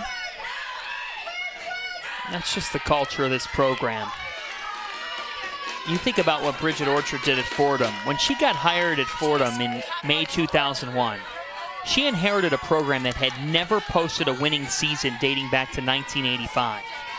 In fact, Fordham had won just 178 games when she took over. She increased Fordham's win total to over 800 over the next 17 years. And I think that one thing from playing for Bridget Orchard, what you realize is she just has this standard, and she's not really in your face with it. She just expects to win all the time. It's nothing like rah-rah, like here I am. It's like whatever program I'm coaching, I win. And she did that at Fordham. Now she's bringing that to Villanova. You just expect to win. When you come in there as a freshman, at Fordham it was like, we win the A-10. And then you play up to that standard. Every single day that you show up at practice, you just assume that you're going to win the A-10. And you just assume that, and then you bring that over to Villanova, and she was talking a little bit about that yesterday, how she wants to reestablish we win here at Villanova. Jones strikes out, so with 2 away, and Henry at first. Let's send it back down to Adam. Yeah, we were talking to her yesterday, and Coach was talking about how the expectation is, hey, let's win a game in the tournament and go get a nice dinner. Let's celebrate once we've won the whole thing. And Villanova as a program, they've never won the whole thing. So it is a changing of expectation of not just making it here, which they've done plenty in program history, but get out of here with only 1 loss or no losses, because that means you're heading to the NCAA tournament. Well said. And that's exactly 2 years ago what the goal was. Villanova made it to the final. The pitch is outside. But they came up just short in an epic championship game. 11-10. A tight loss to DePaul in a game that went back and forth. Just coming up short. And now this program would like to climb the mountaintop this week. They've never won a Big East championship. Off the end of the bat foul. And on the other side, UConn hasn't won it in 20 years. However, they've got a Big East Best 7 conference crowns. There was a chapter of great UConn softball, and Laura Valentino has the aspirations to make it that again. And we were even talking to Coach Orchard about this yesterday. She said everybody was asking her about UConn being in the Big East. She said, when I played at Villanova, they were the Big East. They won all the time. And so now Coach Valentino trying to bring back that mentality. We talk about Villanova wanting to set that, we win standard. Well, UConn's trying to do the same thing, reestablish themselves in the Big East as a powerhouse. Julia DaCosta at the dish for Villanova. A senior first baseman. She spent time at first, shortstop, right field, and left field throughout her career. She's been a Swiss Army knife of sorts for Bridget Orchard. And I think that's one of the great things you see from a lot of student athletes in college is, first of all, where you come in, you might not play there ever again. But having that versatility to be able to play different positions gets you in the lineup, helps your team, and it just shows your growth as a player. I mean, it's pretty cool if you come in as a shortstop and then you end up at first base as a catcher. Heck, even as a pitcher, I mean, Brianna Marcelino pitched a little bit against Villanova in that series. Henry at first. The 1-2. Swung on and missed. Peyton Kenny works a scoreless fifth. Peyton Kenny and the Huskies finding themselves in a 3-3 tie here in Stores. Heater right by. We head to the 6th. 3-all.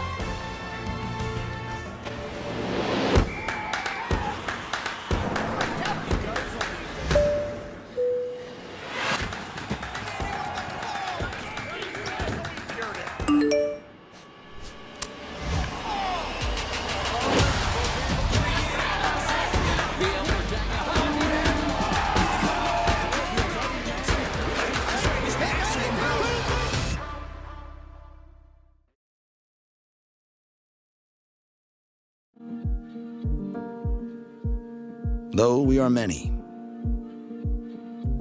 we are part of something. A force bigger than all of us. Our distinct fingerprints collectively shaping and forever changing what makes UConn, UConn. Forever making our mark. Forever making UConn a part of us. What is a Villanovan in 30 seconds? Well, Villanovans aim high. Top 50 National University high. We think fast and stay connected. V's up. Villanovans think deeply, push boundaries, and go, go, go! Still with me? We climb corporate ladders and these ladders. This campus is our home, but you can find us almost anywhere. Villanovans have big hearts and solve even bigger problems, and we celebrate together. Ignite change, go Nova.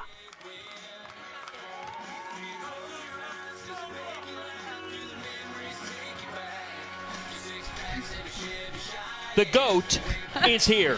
He looks like a goat. Look at that swagger, just arm on the fence. He's got the vest on, the cool sunglasses. Gino Auriemma, UConn women's basketball head coach, the Hall of Famer, leading the Huskies back to the top of the Big East in their return to the conference in women's hoops. Behind Paige Beckers and UConn heading to the Final Four. They are primed to be going for national titles here the next couple seasons with Beckers and AZ Fudd. It's going to be a lot of fun to watch the Huskies. And it's great to see Gino Auriemma. He is UConn here supporting the softball program. He embodies everything that this university is about. I just love to see that. When you have other coaches and student athletes supporting programs in their championship play and just in general, it makes the environment of a university, an athletics program, just that much better. We talked with the team this morning. He's here supporting them this evening. I actually asked him, what'd you do all summer, last summer during COVID-19? And he said, I got to understand what life is like after basketball. And he goes, that time will come for me someday. But he went out on his boat. He's with his grandchildren. He's got a couple of grandsons. He was having the time of his life with them. And he's living his best life. I mean, this guy has won national championships. He's the perfect representation for college athletics. You could argue he's run the best college athletics program in the history of the NCAA. Absolutely. And just as a human being, a husband, a father, now a grandfather. And I think that this team this year actually gave him a newfound energy. Oh, absolutely. With Paige Beckers, you saw their dynamic. I was laughing. There was some Twitter video. I think like she just messes around with Gino Auriemma, and I just laugh every time because I think that, you know, having that new energy is something so different for him too, but he like embraced it, and you could see it in the way that his team played. Top of the 6th, 3-3. UConn and Villanova. That's waved at a miss by Casaza, and after Paige Rao fell behind 3-0, she's battled back. And I think that has been a story for Paige Rao throughout this entire game. She's gotten down 3-0. She's been behind on the mound, but she comes back with just a little bit more gas every time. That's blasted to left, but that ball is foul.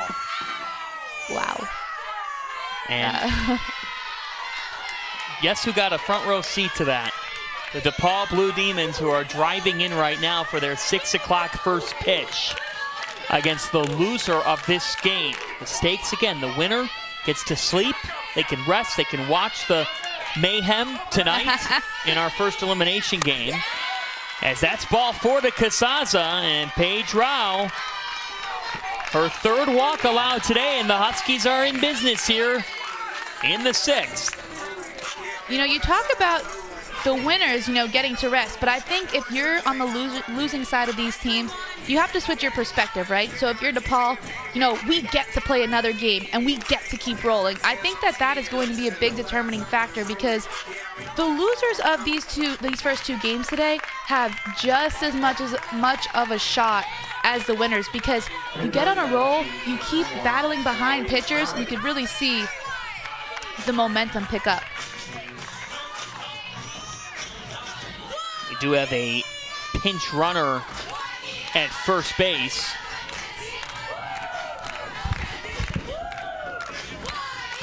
Callie Jolly comes in to run for UConn, the sophomore outfielder.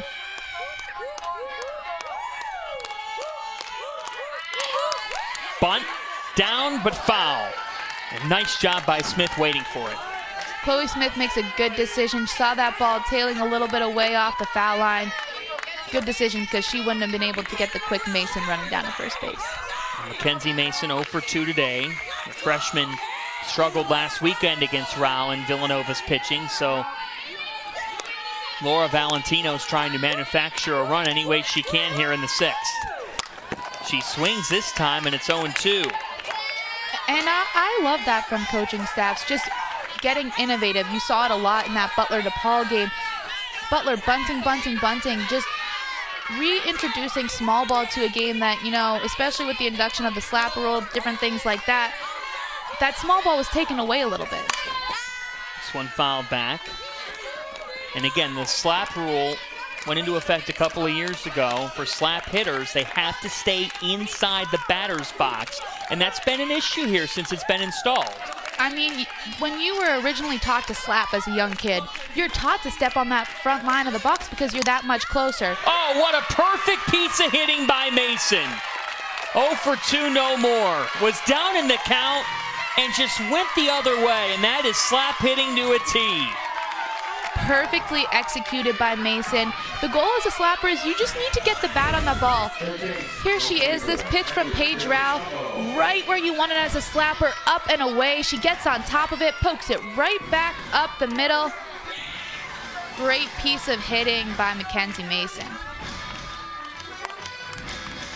Let's go down to Adam.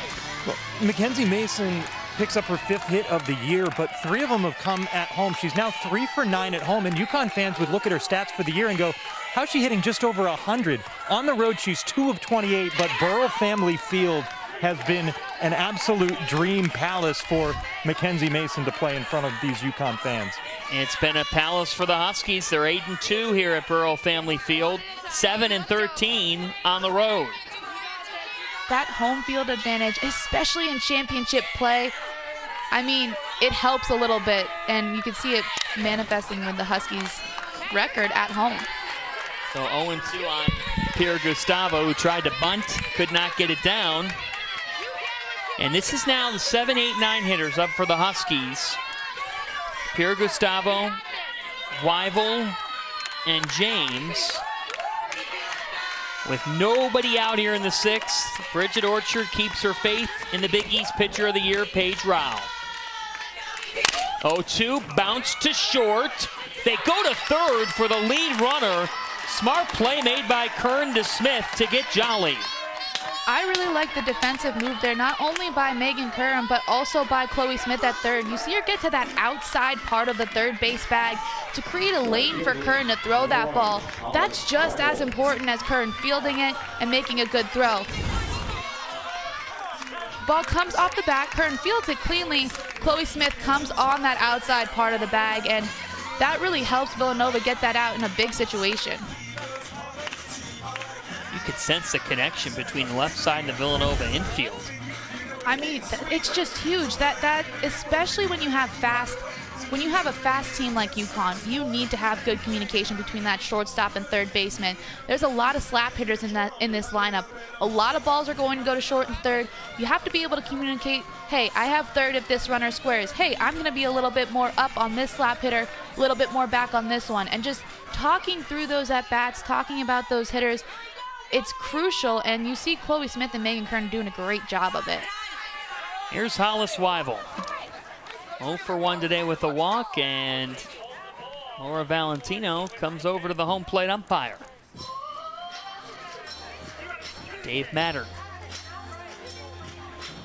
Hollis Weibel now really wants to look to put something beyond the infield here. I mean, we talked about the strong left side of the Villanova infield, finding a way to just maybe poke something through. There's some good speed on the base pass for UConn, just finding a way to maybe get a ball to the outfield grass, make the Villanova outfielders make a good, field the ball cleanly and make a good throw home. So Valentino will now talk to Hollis Weibel. Weibel's a .282 hitter. As she sends some sort of a message in this 6th inning, where it's so crucial in this tournament, double elimination, to get into the winner's bracket. What a big spot for UConn's number 8 hitter. But she finds herself down 0-2.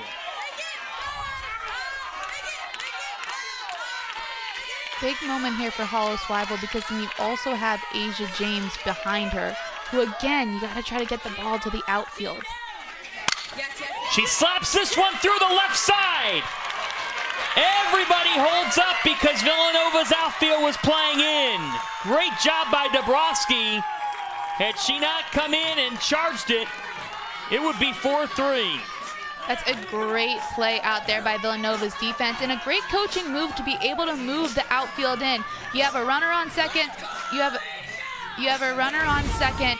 Less than 2 outs. Weibel up to bat. You see the center fielder in Sydney Hayes shifted over, comes up and charges this right away, looking to throw home, but that would hold the UConn runner at third. And that's just a great job by Villanova defense and the Villanova coaching staff to make that adjustment on these UConn slap hitters. It would not surprise me one bit if we see a squeeze play here. And you see Villanova preparing for it. Chloe Smith just up in the face of Asia James. If I'm Asia James, I'm looking to hit something on the ground and try to get it up the middle. 1-0. You're still not trying to do too much here. Asia James's strength is her speed and her ability to put the ball in play. Don't try to lift the ball in the air as a slapper. Keep it on the ground. You can still hit singles up the middle, find the holes, but keep that ball on the ground, because that's multiple runs. That's a called strike that catches the outside corner. 1-1 for James, who singled in the 3rd, popped out in the 5th. You see Villanova's outfield shifted over again. I like this a lot for slappers because that's where the majority of their balls are going to go. Look at that gap between center and right, and it's 1 and 2 on Asia James. And Valentino is hot. She does not like the call down at third base. And not only is the outfield shifted, you see Paige Rao doing her job of throwing Asia James outside. Put the ball outside, put the defense where you need it to go, and hopefully Asia James will hit right into that defensive plan. The 1-2 slaps it foul.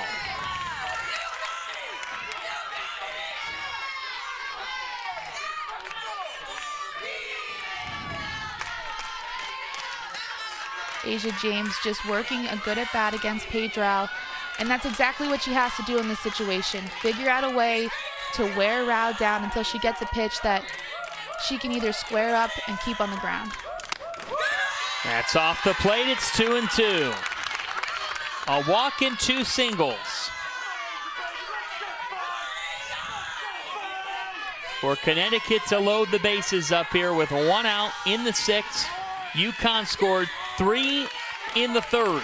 Villanova answered with 3 in the 4th. Here's the 2-2. In the air, shallow, catch made, that won't do anything. Danny Dabrowski coming in to make that catch. and rightly so. That is an outfielder's ball. You see Megan Kern looked a little bit shaky. Danny Dabrowski has been doing a good job of all game of just taking control of those balls in the outfield. I mean, even shading more towards center, she's been aggressive, and that's what you want to see from your left fielder, especially with a pitcher like Paige who's throwing hard and away to lefties. A lot of balls are going to go that way. So here's the senior, Brianna Marcelino. Bouncing ball hit right to third, and there's Chloe Smith to step on the bag, and Paige Rowell survives. What a job by the Big East Pitcher of the Year. The Huskies had the bases juiced with 1 out, and she gets out of it. Chloe Smith has been great defensively all game, keeping that ball to her chest, stepping on the base, working out of a tough jam for Nova. If your money is working toward the same goals, why keep it in different places? SoFi is a one-stop shop for your finances, designed to work better together. Spend with SoFi and get cashback rewards that automatically go toward your goals, like investing in stocks, ETFs, and crypto. That's better together. Or pay down your SoFi debt sooner. That's better together. And that's how SoFi is helping millions get their money right.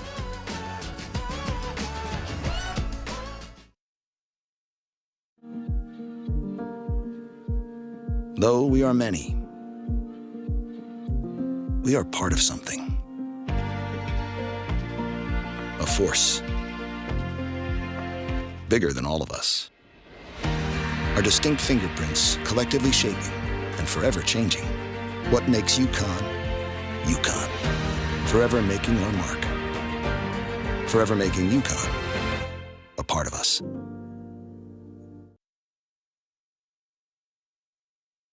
What is a Villanovan in 30 seconds? Well, Villanovans aim high. Top 50 National University high. We think fast and stay connected. V's up. Villanovans think deeply, push boundaries, and go, go, go! Still with me? We climb corporate ladders and these ladders. This campus is our home, but you can find us almost anywhere. Villanovans have big hearts and solve even bigger problems, and we celebrate together. Ignite change, go Nova. Nobody's got it better than the Butler Bulldogs today. I think there's a song that says, I just sit back and observe, and that kind of like, that's the vibe I'm getting right now. They're just sitting back and observing.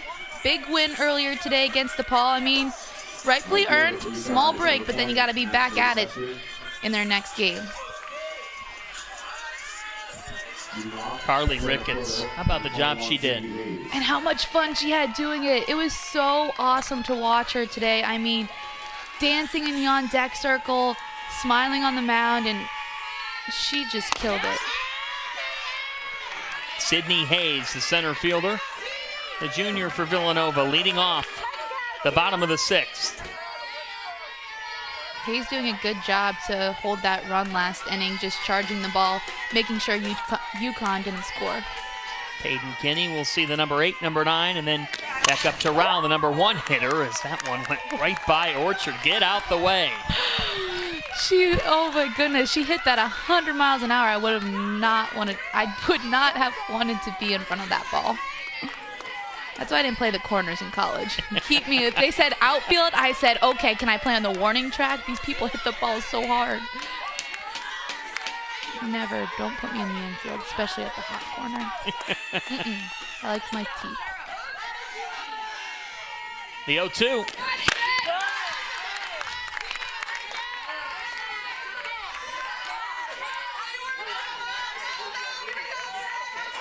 The reason that came off the bat so hard was because of how hard Peyton Kinney throws the ball.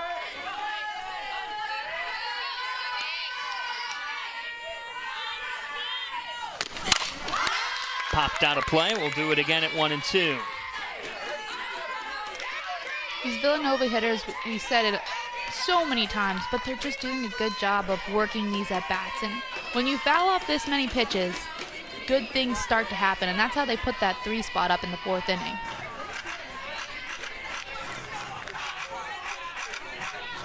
Peyton Kinney, both in 2017 and 19, was on Flow Softball's top 100 players in the nation. We welcome all of you watching on Flow Sports this afternoon. And it's no surprise. I mean, you've seen the kind of energy she brings, the speed that she has, the late break on her pitches too. When she's in the zone, she's very effective. That's down and away, and it's 2-2.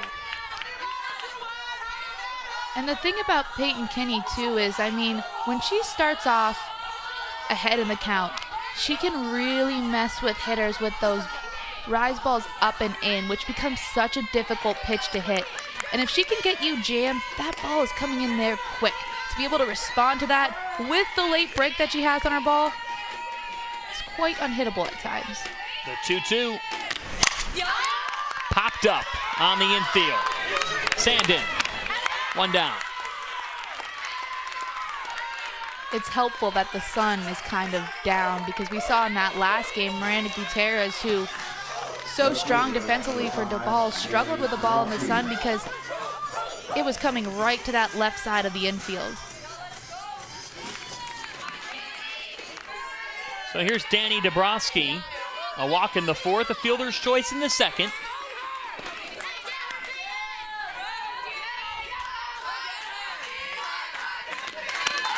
The slap hitter takes the ball upstairs. And I like Danny Dabrowski up in this spot because, I mean, this is why the lineup is as it is. Dabrowski up, 1 out. She gets on, brings up Pedro, and that's whether Dabrowski's on first, second, or third. It might not even matter with the power and rouse back. 1-0.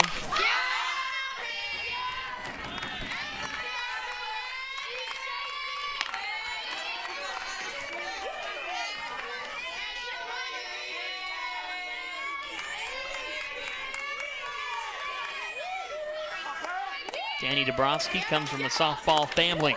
Her older sister, Allie, played at Stony Brook from 2015 to 19. And you'll see a lot of the players on this Villanova roster have siblings who played or currently do play college sports. I mean, Angela Giampolo, her sisters played softball. She has another sister, or her dad wrestled at Old Dominion. So a lot of athletic families on this Villanova team. Count now 2-2. To set the stage again for what this means for Villanova softball, this is the 18th appearance in the Big East tournament for the Wildcats. That's a conference record. They've never won this championship, and their all-time record in the Big East tournament is 13-28. The thing is, and I think that they know that, they have this hashtag that they use on social media, unfinished business, and Coach Orchard was talking about that yesterday, how they kind of have a chip on their shoulder after 2019. So they're trying to break that time after time again, where they show up in the tournament and don't win, show up and don't win. It takes one victory to flip that switch. I mean, you saw it with Bridget Orchard at Fordham. It took 1 year to win, and then she just rolled in the A10 championships. Now we can see if she's able to do it at Villanova. First one is the toughest to get. This Villanova team's been different. They went 15-2 in conference play. Highest winning percentage at .882 that the program's ever had in league play. That's tapped foul, and the count remains at 2-2. Good at bat by Dabrowski right here. She's fouling off a ton of pitches, and she's doing what her job is as a slapper, finding ways to get on base. It could be a walk, it could be a bunt, it could even be an error, but just figuring out ways to put the ball in play, and she's doing a great job of that against Peyton Kinney. And big picture for this Villanova program, Maria, they check in with an RPI of 22 as Kinney goes up the ladder. There's 2 down in the 6th, but that's the interesting dynamic to this big picture for the Wildcats. Bridget Orchard believes it, and national prognosticators have a challenge here. Villanova has a top 25 RPI. They've won 32 of their last 38, and they've played 8 teams who are in the top 50 of this week's RPI report. So they're in the conversation. If they were to make the Big East championship game in fall, they come into this week at 32-12. They've had a great season. And Coach Orchard does this with her teams. She designs it like that. She was telling us yesterday how she knows, she said she keeps it in her backpack, like what their RPI is, all the information that she needs. She makes schedules where she plays these top 50, top 25 opponents to set up her team for, even if they don't win the conference tournament, to maybe be in the conversation. I mean, they'd rather walk away with that championship, but it's all by design. DePaul awaits the loser of this game. We likely won't be starting at 6 Eastern time, but we will have that for you later this evening right here on the Big East Digital Network. 2-0 count on Paige Rao. She's walked all 3 times she's been up, and she's on her way to a 4th walk. I can't see them pitching to her here, because anytime Paige has the opportunity to change the game with the swing of the bat, it's tough to pitch to her. I mean, she can put the Villanova Wildcats ahead right here, and I'm with Coach Valentino on this and staying away from Paige Rao. That's exactly what they do. Paige Rao walked 5 times in the series against Connecticut last weekend. She's walked 4 times in this game alone. And then it brings up Giampaolo. I'm just going to keep talking about Giampaolo and her ability to bat behind Paige Rao, because I just think it's so underrated about how she has the ability to have that mentality constantly, that I'm going to step up, that it's not going to faze me, that they're constantly pitching or walking Paige to get to me, and she wears that title so well.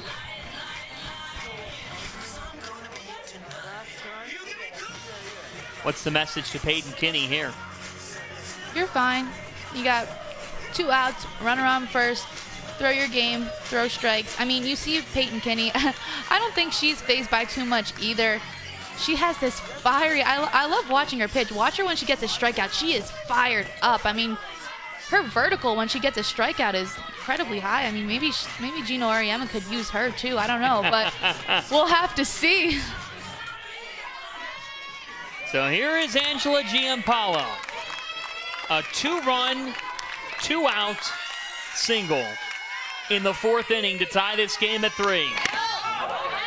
Taps that one foul just off a piece of the bat. And Peyton Kinney's fortunate because that ran way in. I almost thought that hit her at first until I saw the umpire's hands go up to indicate the foul ball, because that looked like it was right on Giampaolo's hands. Angela Giampaolo has the only hit for Villanova with runners on base today. The Cats are 1 for 13 with runners on in this game. That's a called strike. It's 0-2. You see the little fist pump and yell from Peyton Kinney. The She's fieriness. Just a freshman from Bradenton, Florida. Making her 27th appearance. She brings the fire. The 0-2. That's outside. And you mentioned how she's just a freshman. This UConn team has her. They have Jonna Sandin, just young players playing in almost senior-type leadership roles. And that's really interesting to see, and it's special when you have young players able to do that. 2-2.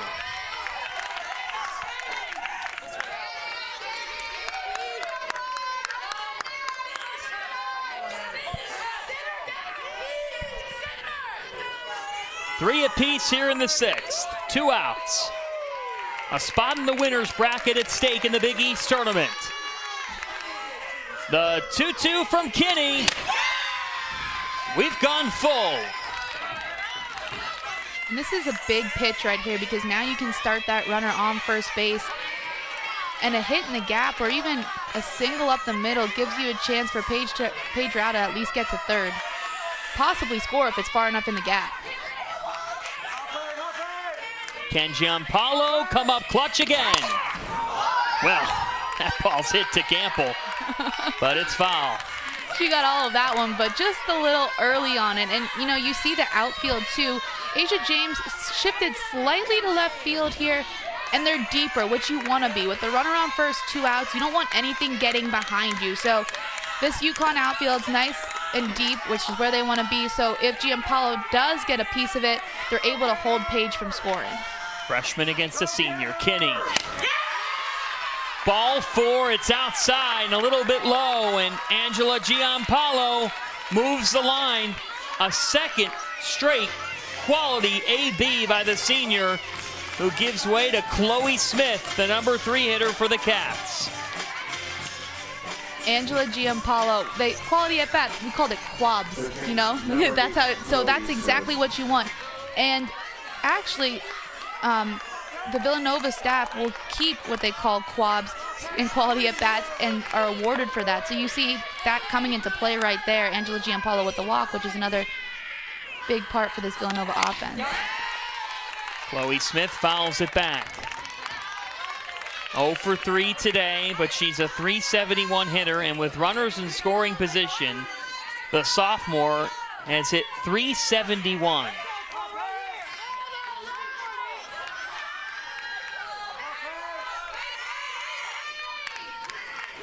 Two on, 2 out. A called strike. It's 0-2. And I like the fight from Peyton Kinney after walking a batter, coming right back at Chloe Smith. Gets a quick 0-2 count.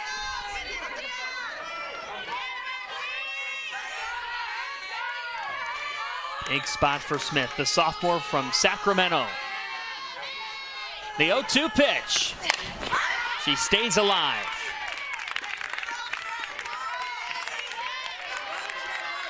Peyton Kinney trying to climb the ladder with those pitches, just every single one, just a bit higher than the last one, trying to get Chloe Smith to chase. Chloe has been sensational at third base. She played infield, outfield, anywhere her high school coach would put her in high school. So versatile.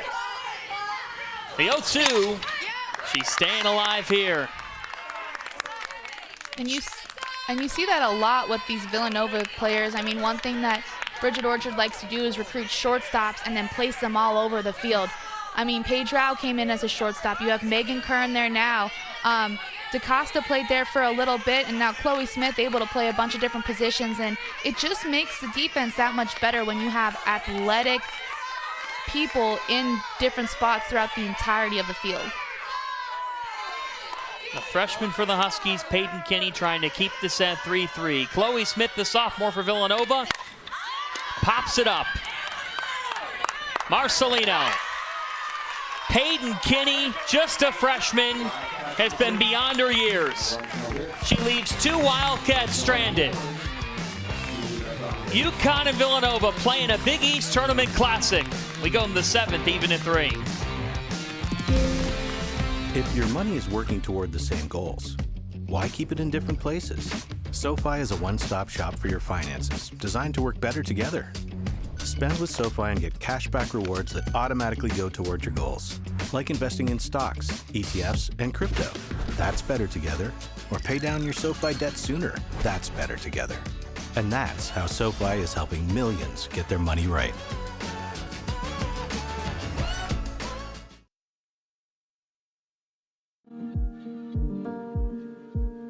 Though we are many, we are part of something. A force bigger than all of us. Our distinct fingerprints collectively shaping and forever changing what makes UConn, UConn. Forever making our mark. Forever making UConn a part of us. You see Carly Ricketts there out on the hill. She's having a pretty good day today. Hits a home run, picks up the win in the circle, and, you know, she's just singing and dancing. Not right there, but was all day. Here she is on the mound for Butler, just locked in. Strikeout with that high-rise ball. Another one. That ball just jumping up at the last minute. And don't worry, she can also do it with the bat. This laser to the right center field gap. Carly Ricketts having a day at the plate, on the mound, also in the dugout. Look at her dancing. The victory for the Butler Bulldogs. Carly Ricketts. Oh my gosh. Have yourself a day, girl. She has. And she and the Butler Bulldogs will be in action tomorrow in the winner's bracket, noon Eastern time on FS2. They're awaiting the winner of this game. Still a lot to be decided here in Stores. UConn scored 3 in the third. Villanova answered with 3 in the fourth. And we've got a new pitcher. It is Sarah Kennedy who comes on for Villanova here in the 7th. So Paige Rouse day done for now. She could re-enter, and Kennedy, the junior from Connecticut, steps into the circle. And the thing about Sarah Kennedy is she is a competitor. She's been battling with some injuries off and on, but she will throw this ball down in the zone. She showed up in the UConn series, pitched well against them last time, and she wants the ball in her hands. Now she comes in the 7th inning in a big time to have the ball in her hands, but you'll see she has that fieriness that we talked about with Peyton Kinney as well. She'll face the 2, 3, and 4 hitters in the Huskies lineup, Guevara, Sandin, and Barnett. So she's got her work cut out for her. And she's a lot different from Paige Rao, which is probably what head coach Bridget Orchard's going for here. She's going to throw the ball more down in the zone, work a little bit different speeds, and also on both sides of the plate. But the thing that I really like about Sarah Kennedy is just her grittiness. She's battled back, as I said before, from a couple different injuries.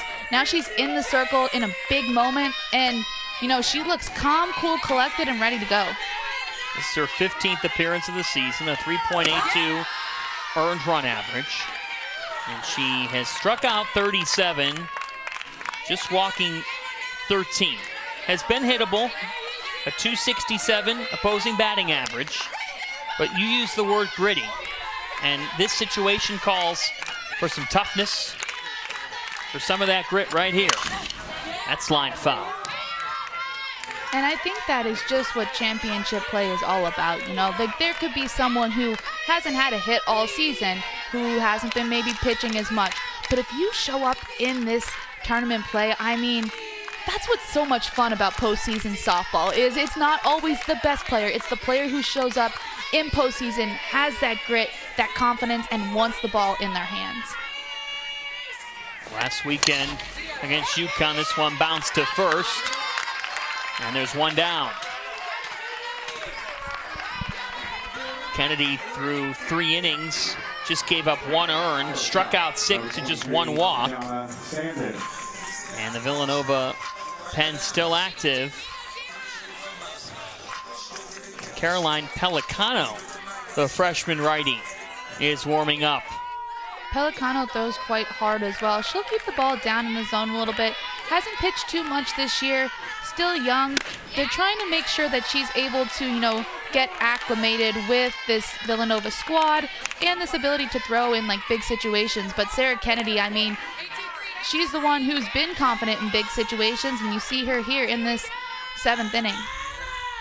Pelicano shut the Huskies down in 4 scoreless last week. That gets by Smith. Tough play from short. It's made in time. What a play by Megan Kern. Megan Kern coming up big. The ball goes past the diving Chloe Smith. And then Megan Kern with the backhand. And not only the big play from Megan Kern, but the stretch over there at first base. Let's watch it again. Here's Chloe Smith, dives, gives the effort. Megan Kern fires that across the diamond. Victoria Sebastian with the full out split. Look at that. Oh my gosh, coming off the bench no less. Big play from the Villanova defense. Nothing short of incredible. And like you just said, Maria, Victoria Sebastian just entered into this game. You talk about getting inserted into the action. There's 2 down here in the 7th. Sammy Barnett takes a strike. And you know, just to touch a little bit on the depth of this Villanova roster, Victoria Sebastian comes off the bench. She was the Gatorade Player of the Year in the state of New Jersey when she was in high school. And she's coming off the bench. 0-2.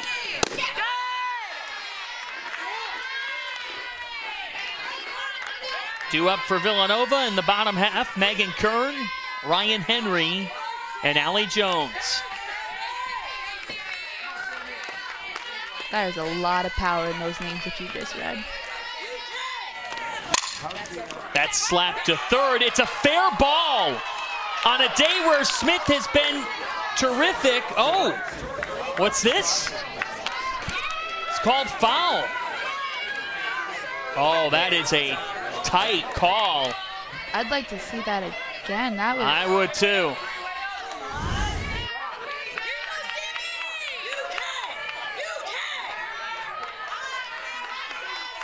Oh, did it get chalk? Or paint in this case? It touched the edge of the chalk. That, you could see it kick up on the side.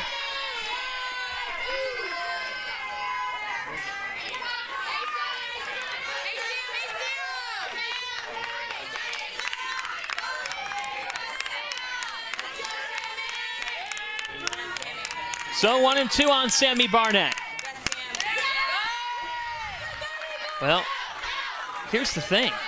Barnett was on her way to second base. I know. That's a big swing for that ball to get called foul. And I got to tell you, Maria, that came in late. I know, because she was almost standing on second. I mean, she was looking at third maybe in her head. I don't know. All right, here's the 2-2. Sammy Barnett, 2 homers on the year. She has really hit Villanova pitching well.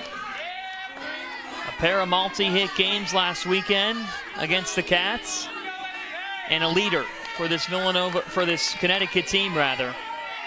It came up with a 2-run single in the third with 2 outs. Where did that miss? I don't know, but I love that pitching sequence from Kennedy. She's pounding Barnett away, comes up and in, and I know Kennedy doesn't throw that hard, but that is so effective right on the inside part of the plate. Little bit in. That's outside for ball 4. So Sammy Barnett works a 2-out walk. And here comes 9-5 working after hours. I was gonna say, I don't know, did she clock out at 5? It's what, 5:26? Devin Casaza comes to the dish.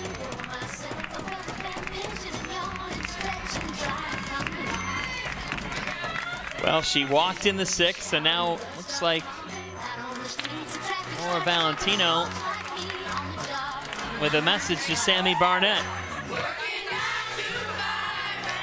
Casaza has been such a leader for UConn this whole year. She decided to come back to UConn to use that COVID year, and she has just been a stronghold for them behind the dish and at the plate too. 0 for 2 today with a walk in the 6th.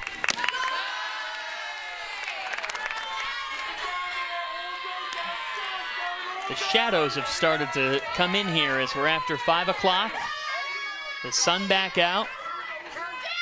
We'll see how that sun plays a factor too. Yesterday when we were watching practices, the outfielders were having a little bit of trouble judging fly balls because the way the sun was coming down onto the field.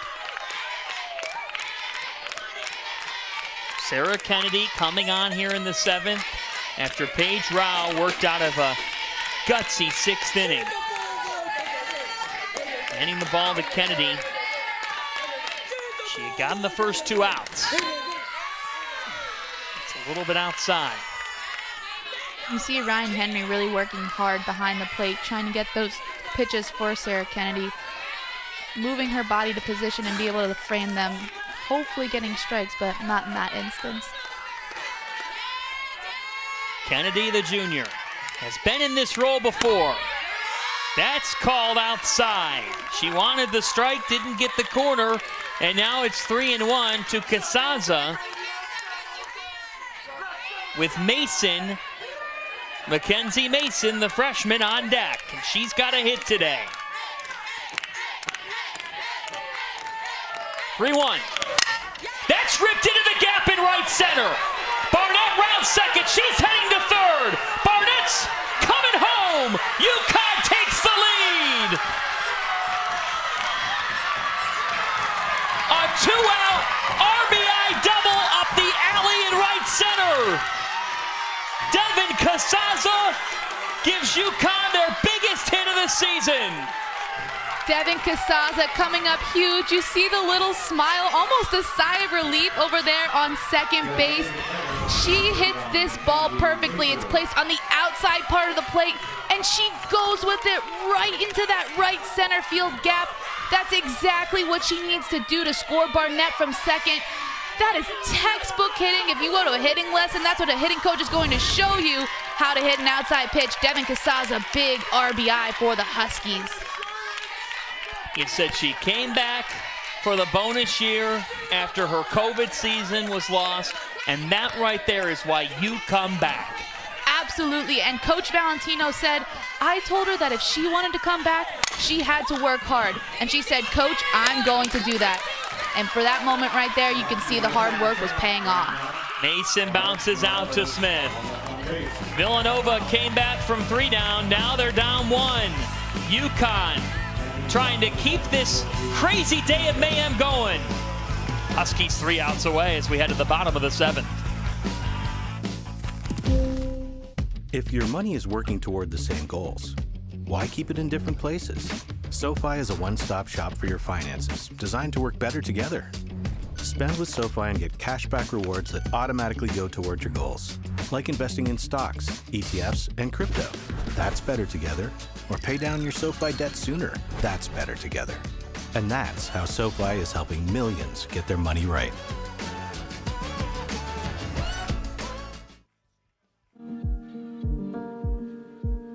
Though we are many, we are part of something. A force bigger than all of us. Our distinct fingerprints collectively shaping and forever changing what makes UConn, UConn. Forever making our mark. Forever making UConn a part of us.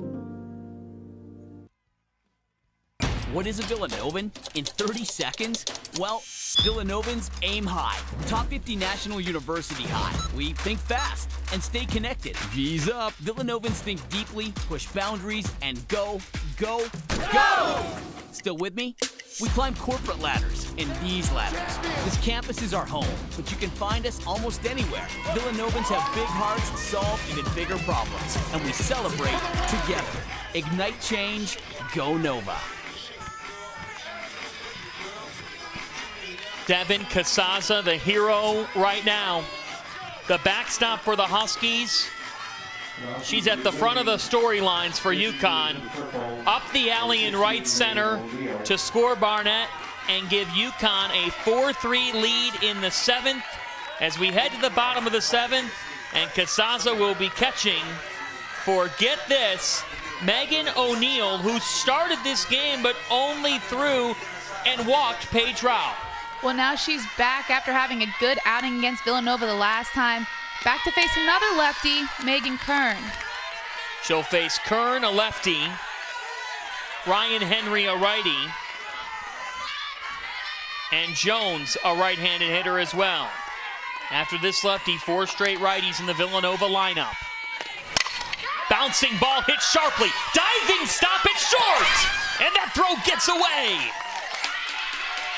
Villanova has their leadoff lady aboard in Megan Kern. And that's just what Villanova needs. They need a base runner for these big bats.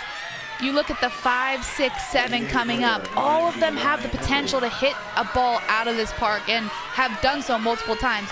Ryan Henry's at the plate right now. Ryan Henry, an all Big East first team selection. A big-time bat for the Cats all season.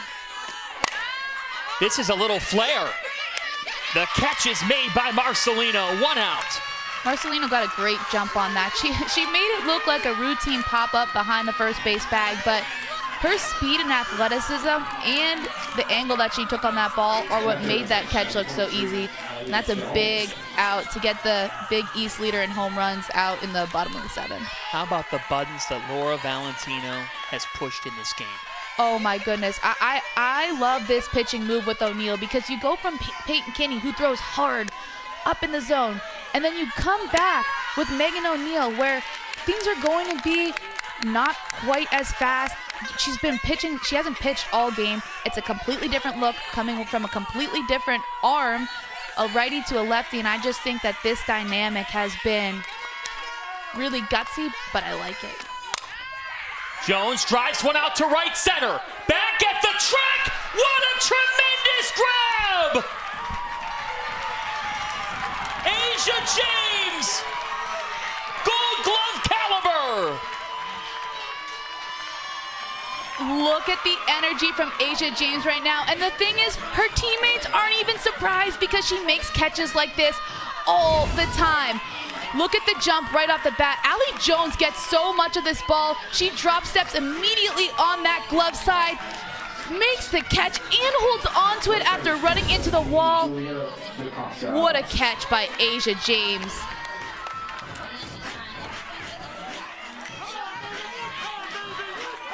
And so with 2 outs, it's up to Julia DaCosta.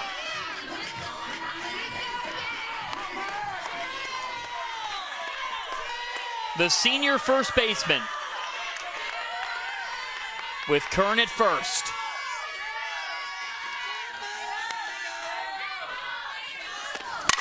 Bouncing ball to short. The Connecticut Huskies take down Villanova. UConn is on to the winner's bracket, and Big East mayhem is well underway. What a win by UConn. We said this right before the game. It is hard to beat a team 3 times, let alone 4 times. Villanova sweeps the series. UConn comes back in this game. They had the energy, and the thing is, what I love to see about this UConn team is even when they lost the lead, they never gave up the fight. The Connecticut Huskies had lost 4 of their last 5. The Butler Bulldogs went 6-11-1 in Big East play, and these are the 2 teams, the bottom seeds in this field, that are in the winner's bracket, and we've got Villanova and DePaul, the 2 front runners in this tournament, now meeting in a win or go home game tonight. Mayhem, that's all I have to say. This is mayhem, this is postseason softball, and you know, the thing about the 4 teams in this Big East championship is that they are all so close. They're all really good teams, and you see that back and forth, that they can match up in different ways. You see the upset, the 4 over the 1, now the 3 over the 2. But it's who shows up in the tournament. The big team, the teams having the big moments. Butler earlier today, now UConn. Devin Casaza came up clutch with the double to right center. And she brought home Samantha Barnett. UConn taking down Villanova 4-3, and we just got the ruling that Villanova and DePaul will start at 6:35 right here on the Big East Digital Network. But let's talk with today's hero for the Huskies. Adam Giardino is with Devin Casaza. Thank you, John. Devin, before we get to the game-winning hit, you guys have a 3-headed monster that you were behind home plate managing all game long. What was it like to know that those 3 arms were working like they were today? I mean, it was incredible. We knew going in that we were going to need all of them, and every single one of them showed up today. I'm so proud of them. Let's get to you. So in the top of the 7th inning, you have the opportunity and you deliver. What was going through your mind in that sequence to win the game? I was just looking for a good pitch, like something I knew I could hit hard and put a good barrel on. And as soon as I saw it, I just went for it. Like I knew it was there. So, in the off season, Coach Valentino challenged you to come back and do what you've done this year. Make the right decision coming back? Absolutely, best decision I made. Congratulations! Enjoy the victory and go celebrate with your teammates. Thank you. All right, John, back up to you. Adam, I'd say what a decision, and take a look at this.